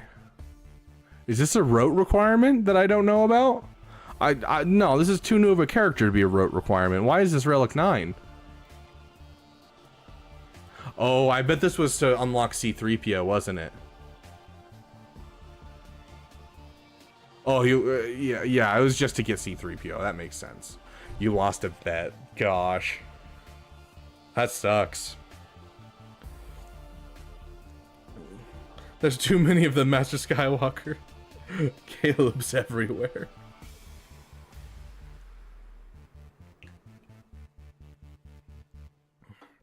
Caleb Wheeler. Let's see. So we got Caleb Cook, we got Caleb Wheeler, we got Jedi Master, or Jedi Knight Caleb, right? Caleb Cook, Caleb Wheeler, Jedi Knight Caleb. Who's the other Caleb? Who am I missing? There's another Caleb that's in chat today. Let's see, Caleb.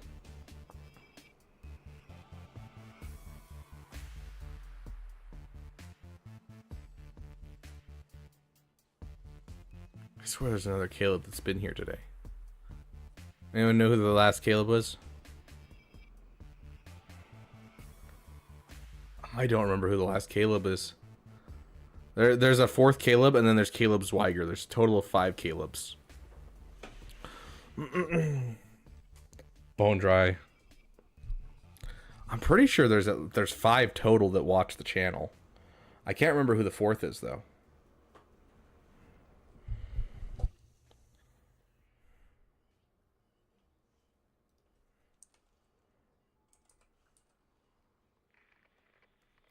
Caleb Wheeler, Caleb Cook, Caleb Zwire, Jedi Knight Caleb. Yeah, I think I'm missing someone, but I can't figure out who it is. Anyways, whole team of Caleb's. Okay. Anyways, back to the roster. Okay, where were you, Jedi Knight Caleb? Count is probably 3 or 4 years old, with like 2.5 of them actually active. Okay. Interesting roster. Interesting roster, to say the least. Okay, let's check your bottom. Okay, nothing I'm gonna scream at you about, at least. Okay, so you're going for Leia right now. I don't think Leia is necessarily a bad thing, especially considering you had to Relic 9 Anissa. Like, you might as well go for Leia. After that, I would probably say JML into Profundity. Just because you're so close to JML after frickin' Leia. Like, you're literally, like, right there. And you should finish out your Rebel Trinity very easily. It's 7.5% Caleb's.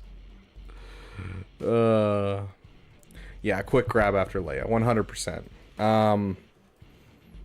Here's what I would actually suggest. Are you ready for it? I said, are you ready?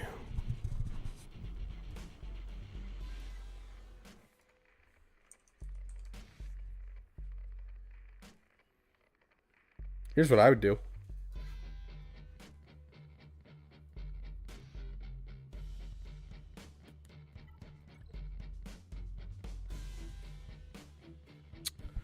Are you ready, kids?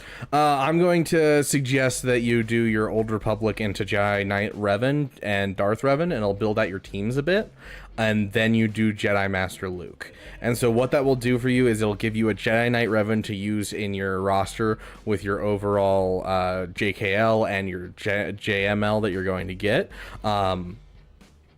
Lightspeed bundle for the Revans. Ugh. Okay. Play your life in fear of lightspeed bundles, Jedi Knight Caleb. Do what you want. But, like, if you really are fearful, farm up the characters, get them up to 7 stars. They're easy to 7-star. And then get the gear, but don't give them the gear. And then, you know, if you hit a lightspeed bundle before you get all the gear, then huzzah. If you don't, you know, then you apply it, and huzzah, you now have the teams. So, when do you think the next Lightspeed bundles are coming out? I think we'll have a rerun of Lightspeed bundles within the next month or so. Sorry, a rerun of the Jedi Lightspeed bundle we just saw within the next month or so. But I'm guessing we're not going to get another Lightspeed bundle until, I want to say it's either November or December, when I think it's November, when the anniversary of the game happens. Is it November? I can't remember. There's something in November or December that usually happens. Let me check. When did Swago release? Yeah, November. So in November, I'm guessing we're going to have all the Lightspeed bundles come back and then add one more Lightspeed bundle to the mix. I don't know what Lightspeed bundle we're going to get. I'm going to guess probably Sith Eternal, if I had to guess one. But yeah, so I'm gonna say that we're probably not gonna see another set of Lightspeed bundles until November, when they all come back. They'll be all in the gifting store and that kind of thing, for the, you know, the anniversary of the game. Sorry, my chair is freaking out on me. Hold on. There we go. Bye, Caleb. Yeah, that's the point, is like taking a break and getting Revan. You're gonna get Darth Revan and Malak, which is a great two characters and great Sith Empire team started, because you're probably getting close to, you know, as you get JML, you'll start getting Malgus shards, and you're gonna have another team right there with your Darth Revan. And so, like, honestly, what I would do is I would finish Leia, and then finish your Imperial Troopers, your Darth Revan, your Jedi Knight Revan, and that'll give you an assault battle team, and another assault battle team. And so you'll have 3 assault battle teams, so that's going to increase the speed of your farming overall. And then from there, you can then go into Jedi Master Luke. And as you're going for Jedi Master Luke, you're going to get Jedi Knight Luke. Jedi Knight Luke's going to fit with that Jedi Knight Revan to take down a lot of good teams. Until you can finish Jedi Master Luke, and the Jedi Master Luke's going to be an even better team with Jedi Knight Revan on it. and then that team overall will take out every single proving grounds basically, and is also a conquest amazing team.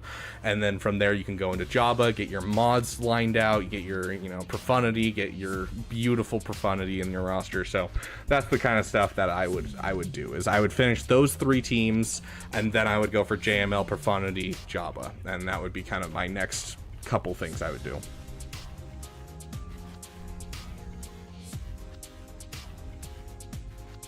Yeah, I got Darth Revan first originally, which was the harder farm of the 2 by far. But nowadays it's really easy to gear up characters because of Raid 1 currency and double drop gear. Like, it's so easy to get characters up nowadays. It used to be so much harder. When I did Darth Revan, it took me forever. Back in my day, we walked uphill both ways to the bus stop.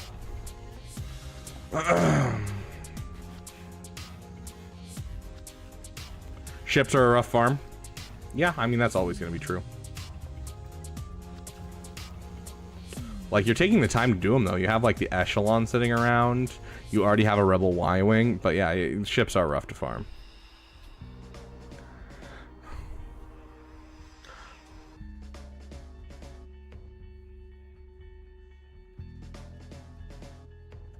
Okay. Or should I say, K-Lib. Let's take a quick look at your mods, and then we're gonna start our 5-minute timer and start bum rushing, because this is the last one that's paid for, right? Or did we get one more? I can't remember.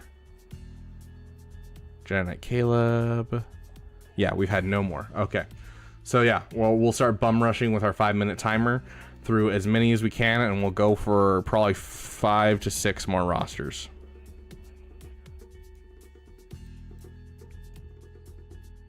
Hmm. 5 to 6 more rosters. Trying to decide how long I want to spend doing roster reviews, because I still have to do my dailies for the day, and I still have to do record a video for tomorrow. Yeah, we'll see how many rosters we do. Okay, nice with the Mara Jade. Like most Lightspeed bundle accounts, you have a harsh mod fall off. So the top of your roster is looking good, but like as you get down, you start to lose out on the quality of mods fairly quickly. So just keep working on your mods overall, just in general. The last thing I want to check is this. Okay, you have the Finn Zeta, very nice. You have 140 Zetas, and if you're wondering where to spend them, start spending them on your already done teams. Like, you have a Rey in your roster. Get the 2 Zetas right here, Virtuous Protector and Insight. This helps stop Star Killer teams. And so, like, if they spend too much time on Rey and stuff, and they don't know how to take down the Rey at the end, you can end up screwing a team over by utilizing the 2 Zetas on her.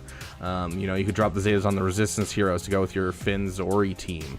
Like, there's some really solid Zetas that you could throw into the stuff that you already have that you haven't yet. So, but don't feel like you have to spend Zetas overall, because obviously you're getting Leia soon, and so you're gonna want 120 for that. But I would, at the very, don't look at PS mods. I mean, I'm not gonna care. I honestly don't care, mostly just because you don't have an Imperial Trooper team. So. Boss Nass I would like to see higher, though. So this is the old form of his mods. In case you were wondering, this is the old forms of his mods. Everyone's giving him speed now. But I would get this guy up over 300 speed at least. Leia and her team. Okay, yeah, that's fair. 100%. If you're looking at JTR, like bare minimum Zeta, let me check which one it is. No, it's both of them. It's both of them. I'm thinking about the Zetas, and yeah, it's both of them. If you want to make sure your Rey holds, both of them are important. Because this one right here dispels all debuffs on herself. This allows her to spell debuffs on herself, which means that she can pop out of things that people do, which, you're getting tons of debuffs from a Mara Jade team. And so if she's not stunned, then she can use this ability and remove... remove debuffs off of Ray, which is what allows them to survive the ultimate, is because if Ray has debuffs, then she deals 50% less damage. And so JTR pulling those debuffs off at an inopportune moment immediately makes it so that way the Starkiller team just gets wiped. And so that's super nice. And then this one as well, basically that is all that matters, is the 5% health and protection, because she gets to that point where she starts getting towards the end. And like if they have too much of their team on the team, like if they just have Starkiller and like one other character, they're probably going to get through your JTR, because they're going to take a turn with a Starkiller and then they're going to use a unavoidable attack, take another turn, unavoidable attack, and then they just take a turn where they don't have an unavoidable attack and then back in and they just kill her off. But when it comes to having like a full team, each person that tries to hit her it's going to dodge and just going to give her 5% health and protection, and it's also going to buy Starkiller more time to like go around, and so it's going to end up with them timing out. And so this one is super, super nice for those Starkiller battles. So yeah, so those are two that I do suggest just to improve your defense. But anyways, okay. Oh, G Conqueror, are you here?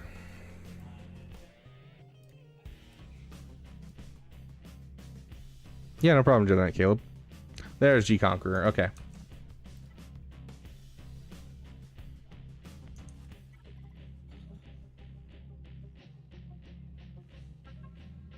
Okay, G Conqueror, you viewed my roster during the Panic Farm a few days ago. I'm working on my GLs now to get them maxed out. Also working towards Starkiller right now. Well, as well as getting BAM, then getting Executor on the side, I'm gearing JKRTR for Malik and working towards JKCK because he's one of my favorite characters. Fair enough. Usually on an account like this, I wouldn't suggest JKCK, but you're getting JKR at least first, and JKR is going to be a good step in the right direction towards your overall JKCK team. So I'm not going to get too mad at you for that. I get PPs. There's nothing wrong with a little PP. So, you're walking Chewie, Grievous, Iden. Okay, Iden isn't like top of the list. Like she's not top tier unless you have an Interceptor, which you don't necessarily. So she can be a slow farm. You can leave her at gear 8 for a while. She still does quite a bit at gear 8. But yeah, overall, I think you have a lot that you're kind of side farming and doing and that kind of thing. And to be fair, I think that's fair. I think that right now you should expand.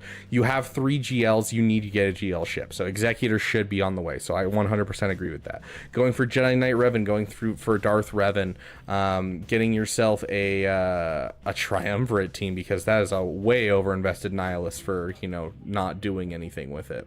So getting that team going. Getting yourself a full Imperial Trooper with your Relic 5 Dark Trooper instead of this Gear 8 that you have right here. So I definitely think expanding your roster is what you should be doing right now. So go for Executor and expand your roster, I think, is the perfect thing you could possibly do for this account.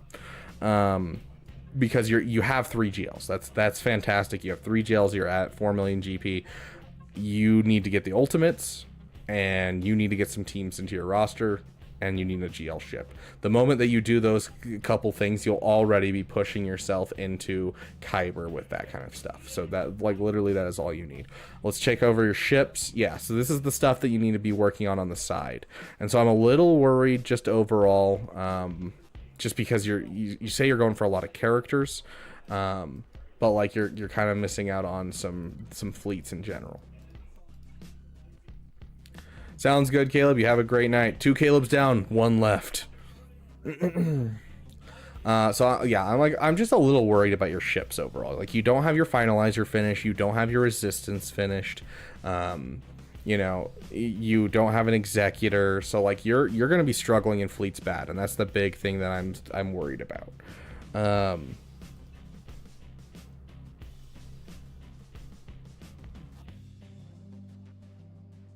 Yeah. So I don't think expanding your roster is bad. You didn't see my Inquisition. Oh gosh. Yeah, like this account, 100% I agree, Josh. I'd say rush Executor.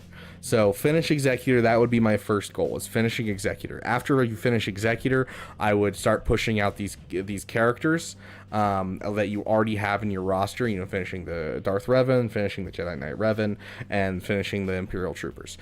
Because there's stuff in your overall account that you don't have to farm extra shards for. And in the meantime, that'll give you the opening to farm the shards for the Star Fortress. You know, get that finished. Farming, you know, the First Order TIE Echelon, farming yourself a TIE Defender for right here. Like, you need to start working on your fleets hardcore, and that's the thing I'm worried about most. JKCK I can see as a PP, and I think you put it in the right place. It should be after you work on the things that you have in your list. Starkiller, yes, you can fit in your roster, but right now I would focus down on what's in your roster, just for the simple reason that you need to get your ships done, and you just need to finish your farms, dude. That's really the problem here. Trying to catch up on that. Yeah, so focus down your ships, dude. That's going to be the biggest thing I can tell you right now, because like if you had these 3 GLs and you had a GL ship and a couple solid fleets, you'd be in Kyber right now. Like 100% you'd be in Kyber right now. If you had some good mods, couple good fleets, and just what you have right here, you'd be in Kyber.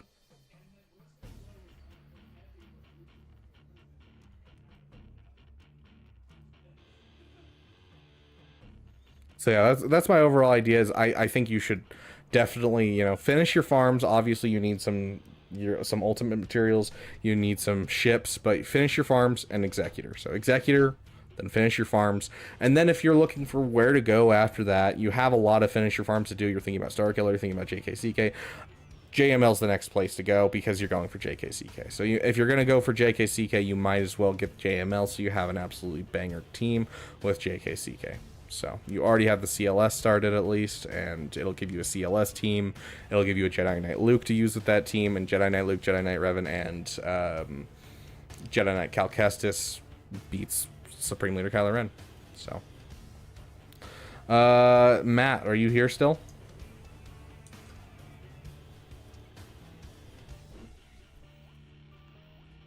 Dope.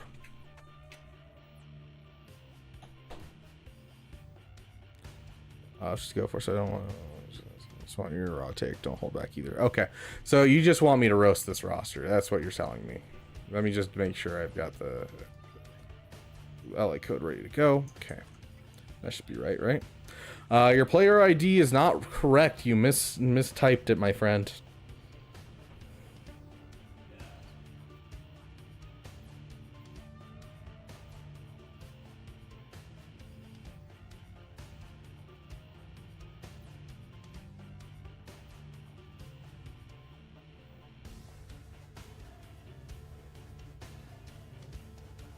Oh my gosh, Trey. That is depressing. You don't have to, Caleb Wheeler, but you can. Like, the best characters to go with her is, like, you know, you can throw a Mon Mothma, you can throw a Baze Malbus with her, but honestly, the 3 people you need are Leia, Drogon, and R2, and everyone else is kind of extra. And so you can throw in, like, an old Ben in there, and that'll be fairly easy. You can throw Crex in there, but it breaks apart your Phoenix, so you want to find another 5th member in there. And so, like, literally, it's just looking for the 5th member. That's kind of what you're looking for.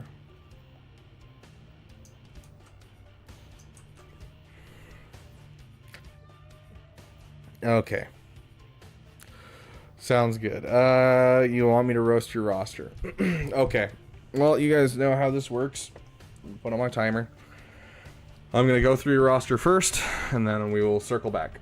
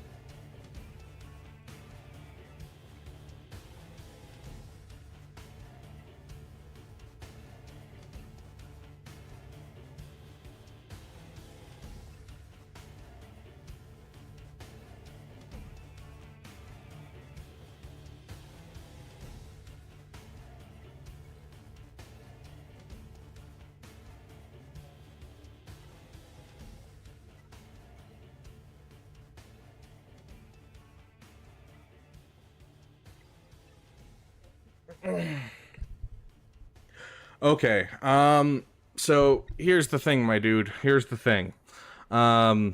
Obviously, I mean, this is an obvious one that, like, no one has in general, but, like, dude, finish your 501st. Like, this is killing me.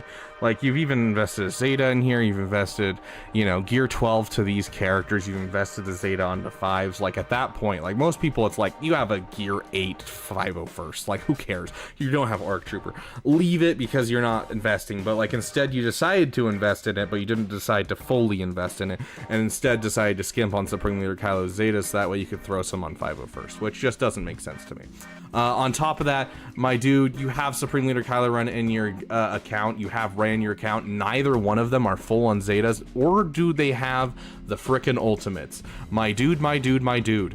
On top of that, I'm like looking at this account, and First Order Officer is not faster than Hux. It's like you don't want to pull off counters, but I mean, hey, that's you. Get that frickin' 26 speed up, but like, dude, you're so far behind on Zetas, and you're already pushing into new farms. Don't pretend like, you know, you aren't pushing into that JML farm too early or anything. Especially considering you could be going for Executor, because you're right there. You're right on the cusp of Executor, and you know what Executor doesn't require? Zetas.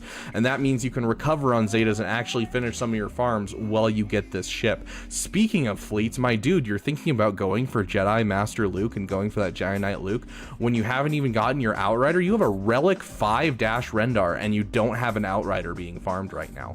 Like, bro, this could be a good fleet that you're using, but instead you're gonna use garbage with it. Okay. You know, your Empire, not a TDC in sight. Okay, sounds good. Like, my dude, finish your farms and get that Executor. That Executor by far is one of the biggest things that could be helping this account, and instead you're sleeping on it, especially considering it'll give you the time to like actually finish some of your characters, because you have so little Zetas just sitting around. And like, yeah, and like, oh dude, you took the time to Relic 5 Assidious just for the datacron. Like, I get it's a GL requirement, but like, oh my goodness. Oh gosh. Also, you have a 7-star Marin, and you have a Relic set of frickin' Night Sisters, and you haven't invested anything into them. Like, my dude, finish your Night Sisters. Like, yes, I'm not finishing my Night Sisters right now. I have a 7-star Marin, but you've taken the time. This is Kairos spent. You have spent Kairos on this character. You've bothered to mod her up.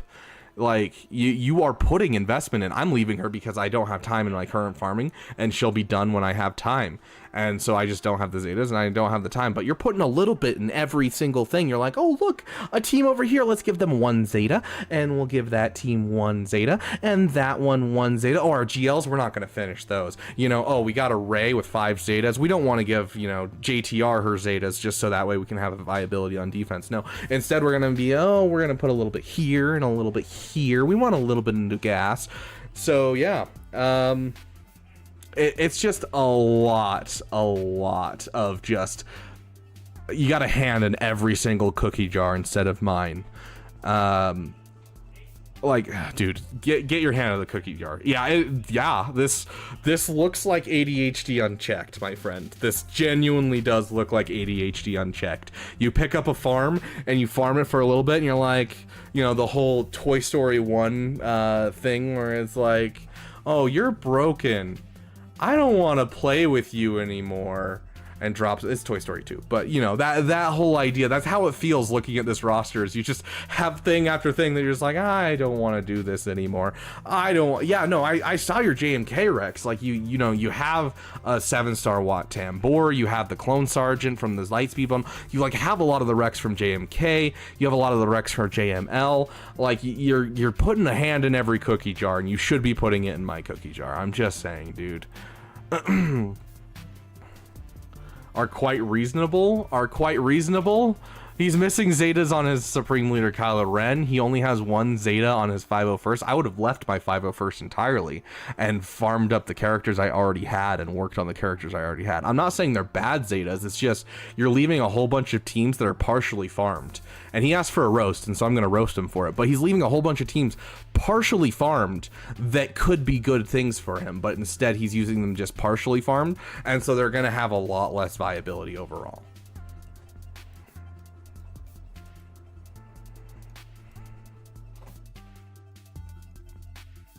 Yes, this is a roast. Yes, 5 on Rey, I don't care. Okay, never mind, I care. I was gonna say if it's the basic, I don't care, but Manifest Inspiration is what stops Starkiller from working. Like, the one thing I was gonna say, like, yeah, you know, 5 Zetas, no one cares about the basic on any GL, but this is what stops Starkiller from working. Like, that's the one that stops Starkiller from working, because... because without this, Starkiller can remove turn meter, and if Starkiller can remove turn meter, then Rey doesn't take it for the first turn. You can take her whole team down to damage immunity, and then she takes another turn. You reduce her turn meter again, and you kill off the team. It's just, yeah, like, goodness gracious.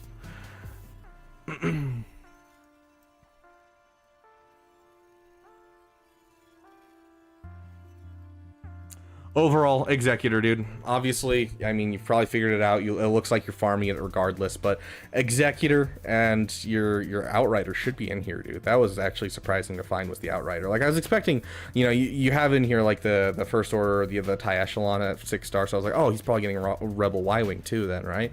And 6-star Rebel Y-Wing, and then I did notice that you didn't have an Outrider at all. I was like, what? Like, you have the Lightspeed bundle, that means you have the Relic 5 Dash. Like, use it. Gas is held. I mean, no one knows how to handle gas right now. Gas is one of those ones that most people have never seen, and so all of a sudden everyone's starting to have to handle gas. But the moment anyone figures it out that, you know, you throw Savage with any Sith and it takes down a gas, then people are gonna get over it very quickly. So.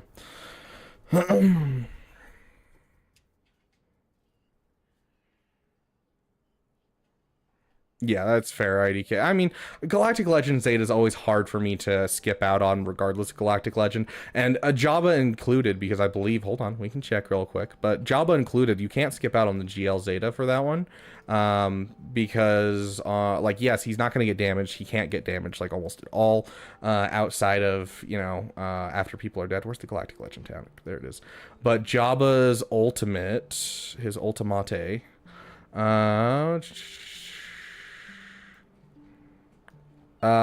deals true damage to target enemy equal to 30% of Jabba's max health 5 times. And so you're reducing the damage you're going to deal with this, making it easier for Sith Eternals to stay alive longer, which can actually make them win. And so overall, I think Galactic Legend is also non-negotiable on him in general. But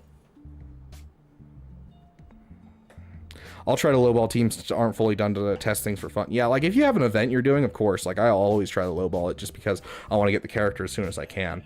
But like overall, you don't want to skimp, especially on teams like, you know, Gas and that kind of thing. Like Gas's Zetas, every single one is a banger. Like there's a couple that you could pull out on, but like, you know, the counter chance is incredible and one of the biggest reasons why you take down Sith Empire with this team. You know, right here, the reducing their health by 20% is like so incredibly important to this character. The stacking offense, so incredibly important. Like, yeah, you could skip this one because, like, who cares? But like, yes, it's helpful, but no, it's not insanely helpful.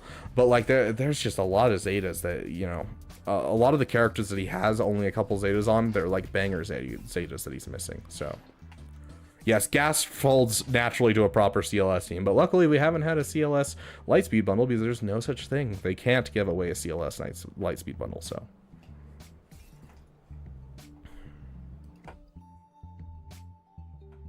It can go very wrong very quickly, but especially with the bulk crons happening right now, it's not a problem. In a non-501st team, like Wep One Zeta is all that's helpful. I mean, true, but he's using it in 501st Overcast. Like, you gotta think in context of these accounts. Like, you look at this account, and like, yeah, sure, if you were looking at it as he's only using it with other people, but all he has is a Jedi Knight Revan. He doesn't have a JML, he doesn't have a JMK, all he has is 501st, and so that's all he's using it with is 501st. And so, yes, all the Zetas are necessary in that team.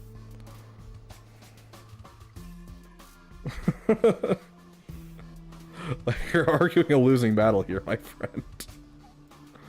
And either way, it's supposed to be a roast, so we're supposed to pick it apart regardless of how viable it is.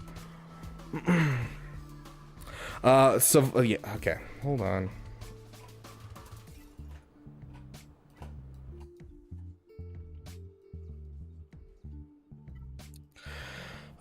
Gear 12 Treya team with a Gear 12 Nihilus and a Savage can take down Gas. If you have a Darth Revan team at all Gear 12, you could have Malak, you could have Darth Revan, all of them at Gear 12, and you can throw in a Savage as your 5th, you can take down a Relic Gas.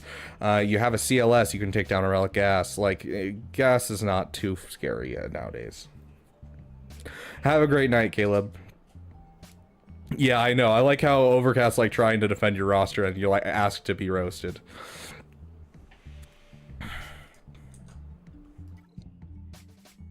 Jedi Balls, are you here? Also, I'll check where you are. I'm not telling the Tomahawk Knife story, Sand. Ladarius, you are 1, 2, 3 people after Jedi Balls.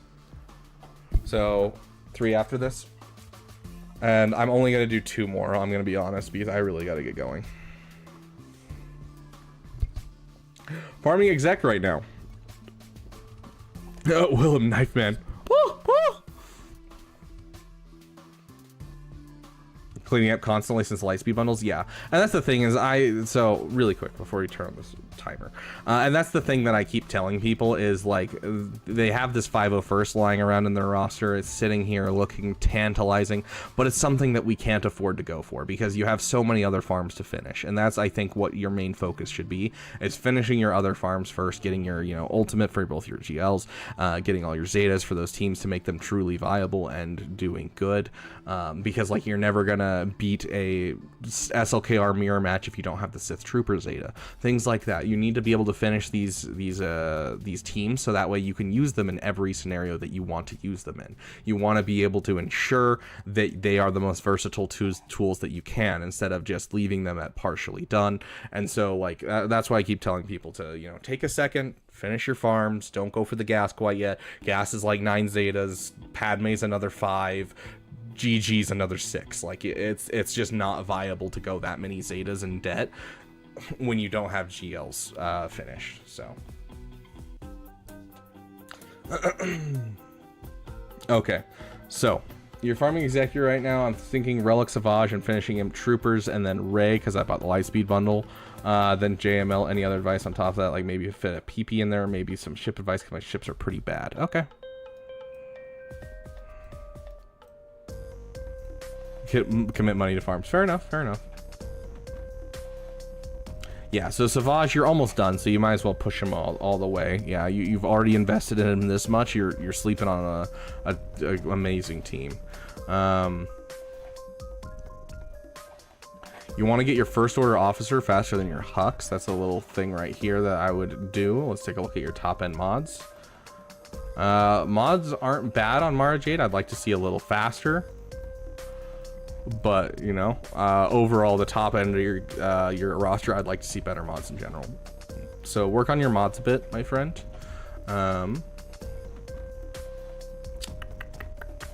Right here, this is where your next Zeta should go. If you have a Zori in your roster, you should have a Finn Zeta. Get yourself a Resistance Hero Finn fast. Like, this is not one of those teams where it's like, oh, you should wait until you have Ray to get this team up and running. It's literally one of the best defensive teams. I use a Gear 9 Zori with, with just... I didn't up their relic levels at all. I use a Gear 9 Zori and Kyber 3, Kyber 2, and I still get holds. Like, you cannot sleep on the Zori overall. So please do get that Zori team rocking. So get your Finn Zeta. I highly suggest it. you know, obviously overinvestment, underinvestment kind of thing. You have this beautiful Marin that has an Omicron, so I'd probably take a second and grab that as well. But if you want my opinion on, like, you know, overall, like, what you should work on, I honestly... Okay, let's take a look at your Imperial Troopers first before I make a final decision.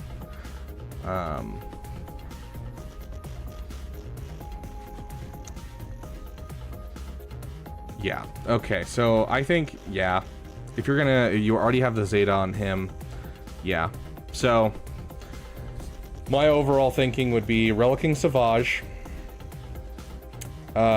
finishing your... So you're doing Executor right now. So Executor, Relic Savage. I honestly actually would switch that up. Relic Savage now. Get Relic 5 Savage. You only need 2 more pieces of gear. You're almost there. Just finish it. Relic 5 your Savage. Do Executor. Then I want you to go into Imp Troopers. Yeah, I think that's fine. Ray, abso-freaking-lutely. And then after Ray, I'd take some time and do some side farming if you want to. Like if you have a PP, that's an excellent spot to slot in your PP. Finishing your Marin should be at that point where you relic up your Marin. Go through and, you know, make sure things are up to snuff. Like, you know, make sure you have a 5th member for your Sith Empire. You know...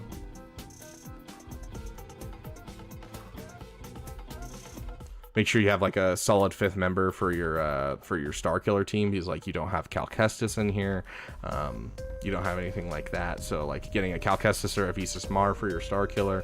So like that would be the stuff that I would do right after Ray. And so I'd take a break and do Ray, and then I would go towards JML.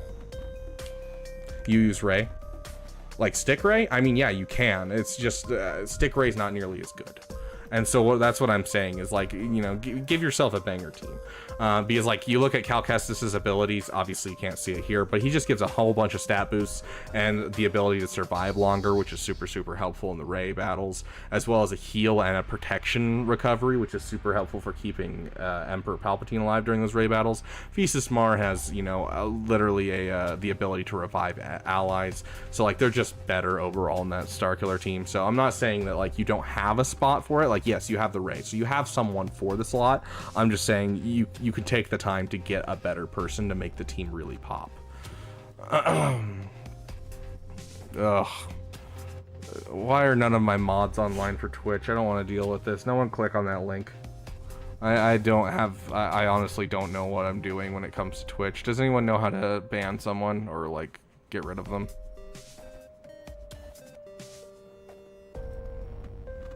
Is that how you do it? Did I do it right? There we go. Okay, I think I fixed it. Okay.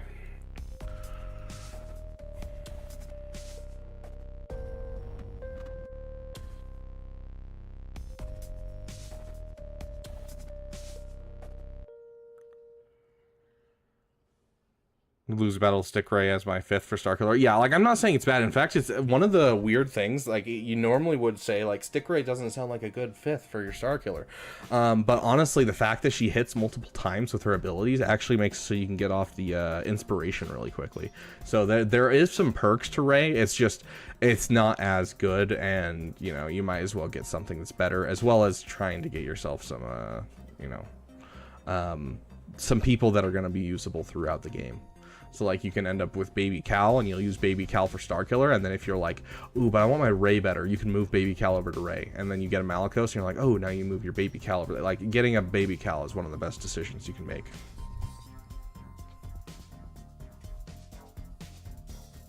Yeah, exactly. It doesn't technically need the 5th. The 5th is just nice to keep you alive, and that's really the point of that 5th. Is like Baby Cal keeps you alive, and then you know Visas Mar keeps you alive by the revive. That's really the only reason that you're doing a 5th, because the 5th doesn't do that much. Okay, so kind of let's see. Okay, I hope you're working on your TIE Echelon right now. This should be done. I'm gonna be honest, this should be done. This is just a ship farm that goes through the shipments. So please finish that Special Forces. But this fleet does counter Executor. If you need to know how to use this fleet, you can go watch my video. I have an entire video on how to use how to use Finalizer, including the counter to Executor. So go take a look at that video and please finish that fleet. It's such a good fleet. If you need an easy to get fleet to get started, you could do the Malevolence, but obviously you're probably not close. Right here, you should be farming a Y-Wing to go with this fleet, since you have this fleet starting to pop up. And you're getting Executor, obviously, so that means you're getting the Empire fleet started, so you're going to want a TTC. So if I were to give you like a order of operations for fixing your fleets, it's going to be Echelon, Rebel, Y-Wing. Let's see, Echelon, Rebel, Y-Wing. We just talked about it. Outrider. And then the TDC. Those are kind of the 4 that you need. JTR is Ufu, but you don't want to use JTR with Ray, or JTR with Starkiller, because you want her with JTR. Ray. I'm getting tired, guys. You want JTR with Ray, you don't want JTR with Starkiller.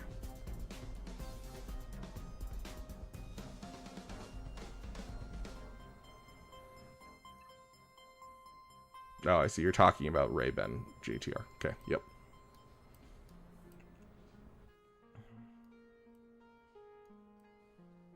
Okay, sweet.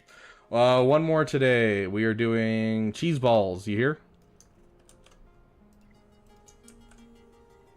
Who should you use with Qui-Gon? Jedi Knight Anakin.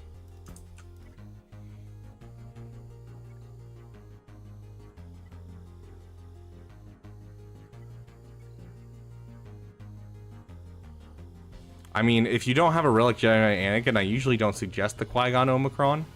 But, like, just use Jedi. I'm farming JML, who goes well in that team. Hoda, JKL, Jedi Knight Revan.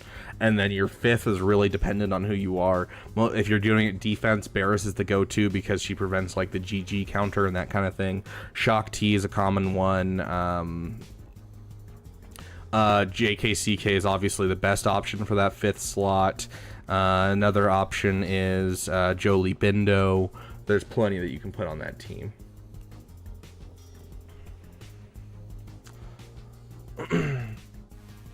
Sounds good, Zykia. You have a great night. Yeah, I like, okay, so here's the thing, dude. Currently, you don't have a Jedi Knight Anakin fully leveled up. This is still going to probably do better than other things. So I would throw Jedi Knight Anakin in the list, just because even at Gear 12, he's going to do a lot for this team. So unless you're like planning on putting Lightspeed bundles in the team, overall, it's going to be best if you throw Jedi Knight Anakin in this team. Because even at Gear 12, he's going to hit like a freaking, you know, he'll hit like the other people do, but he gets extra turns, basically. So Qui-Gon, Jedi Knight Anakin, and then just whoever else you want. All of these Jedi basically suck, but you're going to want Galactic Republic Jedi, because Qui-Gon's Omicron says it has to be Jedi, and then Anakin says that it has to be Galactic Republic. And so together they make the holy, you know, the holy Qui-Gon team of making sure you have to use just those two. Yep.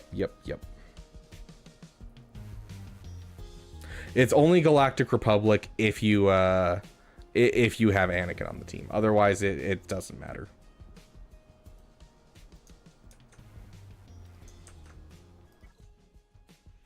Yep, no problem. Cheese balls. Finally finished Grand Inquisitor. Very nice, dude. To Relic 7, got Reva Shard for the guild. Heck yeah. No problem for that Grand Inquisitor guy. Dude, that Grand Inquisitor event was a pain to test in. It took me so many hours. I watched so many episodes of Brooklyn Nine-Nine during that. I'm going straight into SLKR. Then Executor. Ship side farms are currently TIE Defender, Galactic Republic Y-Wing, Outrider, Hyena. Okay, how soon do you think I can finish both? Who? SLKR and who? You mean the ships? Get Luthen Saw on team as a PP after Executor. But I also have Gas Lightspeed Bundle I have not really acted on. Then looking towards JML. Afterwards, I plan on continuing the Holy Triangle. Okay. Let's take a look at your Galactic Republic. Yeah, I mean, my overall thing is, like, you can go for the gas if you want. I'm telling you right now, you can. You can. It's just, it's so many Zetas, dude. It's so many Zetas to dump into this.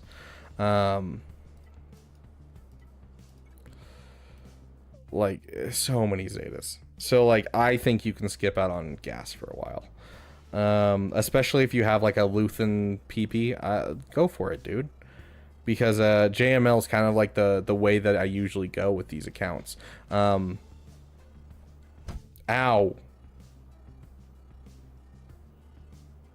Mara, Nuhoy. Mara, Nuhoy. Lay down. How fast do you think I can finish SLKR and Executor? That's what you were asking. Okay. Well, let's check your first order. First order's done. You just need the relic levels.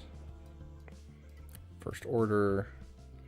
Beautiful. You can finish, honestly, if you pushed hard, you could probably finish this in like a week. Like, I'm not even joking. Like, honestly, you could probably finish it a week, maybe 2 weeks. Yeah, a week, maybe 2 weeks. And then going into your Executor grind, let's take a look. You have TIE Pilot at Gear 12. You have Pia at Relic 6. Mara stream bombing, yeah, basically.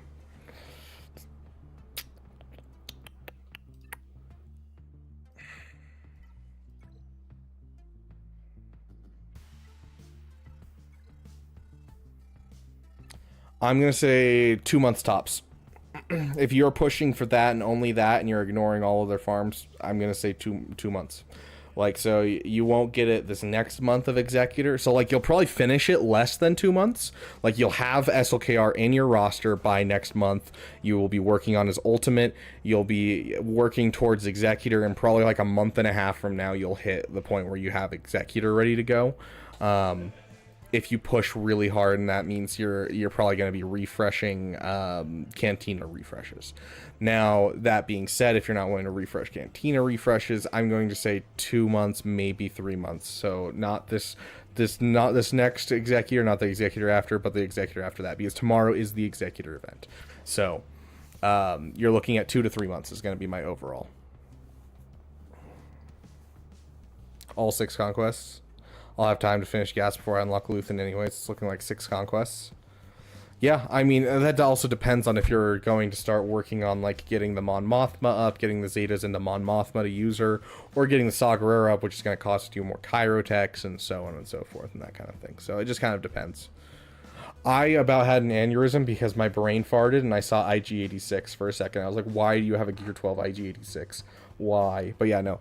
I think you could finish it in 2 months, and I think you could move on to your next project. So if you want to fit gas in, I think at that point gas is going to be fully fine to fit in. As long as you have everything you need for Supreme Leader Kylo Ren. The one problem, like, gas is not a hard farm because all his characters are basically non-Chirotach characters except for him himself. And then, like, the rest of it is all just Zetas. And so if you have the Zetas, you have the Zetas. If you don't have the Zetas, then the team's just going to be so-so. That's just how it works. So, put Kairos into Saw and Mon Mothma. Love the content. Hope to see you in GAC matchup in Kyber 2 in the near future. Unorthodox, give me a little bit, and I promise I will get to Kyber 2, and, you know, we will have a full-on live grand arena between each other. It's going to be a fun time. Thank you for the $6.99 Canadian, my friend. But yeah, I think you're really close on SLKR and Executor. You can get them done real easy, and then you can transfer straight into your next farm. I'm not seeing a ton that I'm, like, really honestly worried about with your account. You've done some good work in here. Something to keep in mind is this First Order Officer's way down here, and you're going to want First Order Officer above Hux. It helps for the SLKR event to be able to get the ultimate at low Zetas. It helps with the different counters as well, so it's something to keep in mind as time goes on. What are the best Omicrons for Jar Jar? Good question. I will answer that before I get off, but thank you so much, Unorthodox, once again for the $6.99. You are helping the GL Ahsoka Fund. Dude, if I could take the time to get Profundity before I go for GL Ahsoka, I think I would have zero problems get to Kyber 2 and being, like, permanently stuck in Kyber 2. So, where's Jar Jar? Okay, so Jar Jar, I'd say Wisa Warriors is your last Omicron that you, or not Wisa Warriors, is it? No, that's the Zeta. Does he only have 2 Omicrons? I thought he had 3. Yeah, he has 3 Omicrons. 1, 2. What's the last one? Is it this one? Yeah, this one I think is the last one that I would do.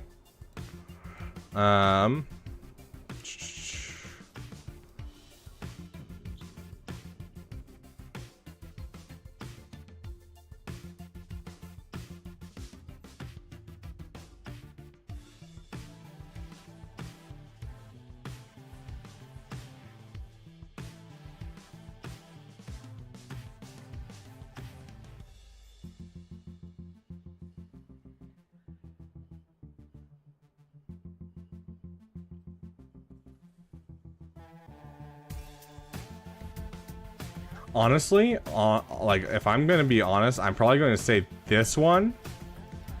So, Mui Mui, I love you, followed by, this one, and then I'm gonna probably say Misa Okide as the last one. That would probably be the order that I would do.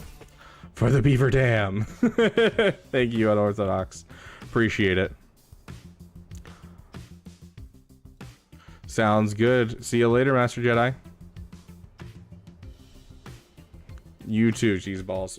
Okay. Has been a fun time, my friends. But let's find our song.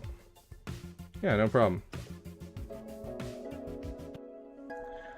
Okay. Big thanks to everyone who came out. Big thanks to those who contributed to the dam today. You guys are helping me get that GL Ahsoka Tano. Big thanks to our damn sugar daddy, Noxious Nexes, and Joe Correa, obviously, is our damn sugar daddy for sure. And he's also our damn best member. And those who get the damn best membership will always have a place on our end screen, even if they cancel their membership in the future. Big thanks to our damn elite. You guys are awesome. We'll have a members only video coming out this week. And we have some fun stuff planned overall. I'm hoping to do at least one member only thing this month, so keep an eye out. It'll be a good time for you guys that are members, and I'm going to be working on something for the subscribers as well on Twitch, because they for some reason do a lot of like things where it's hard to get Twitch subscribers something special. Like they're like, oh no, we're not going to, you know, allow you to do subscriber only streams and stuff. It's just super odd, but I will make sure we get some stuff for you guys over there as well. Love each and every one of you guys, and keep an eye out. I'll be posting my stream schedule for this week later tonight. Bye bye.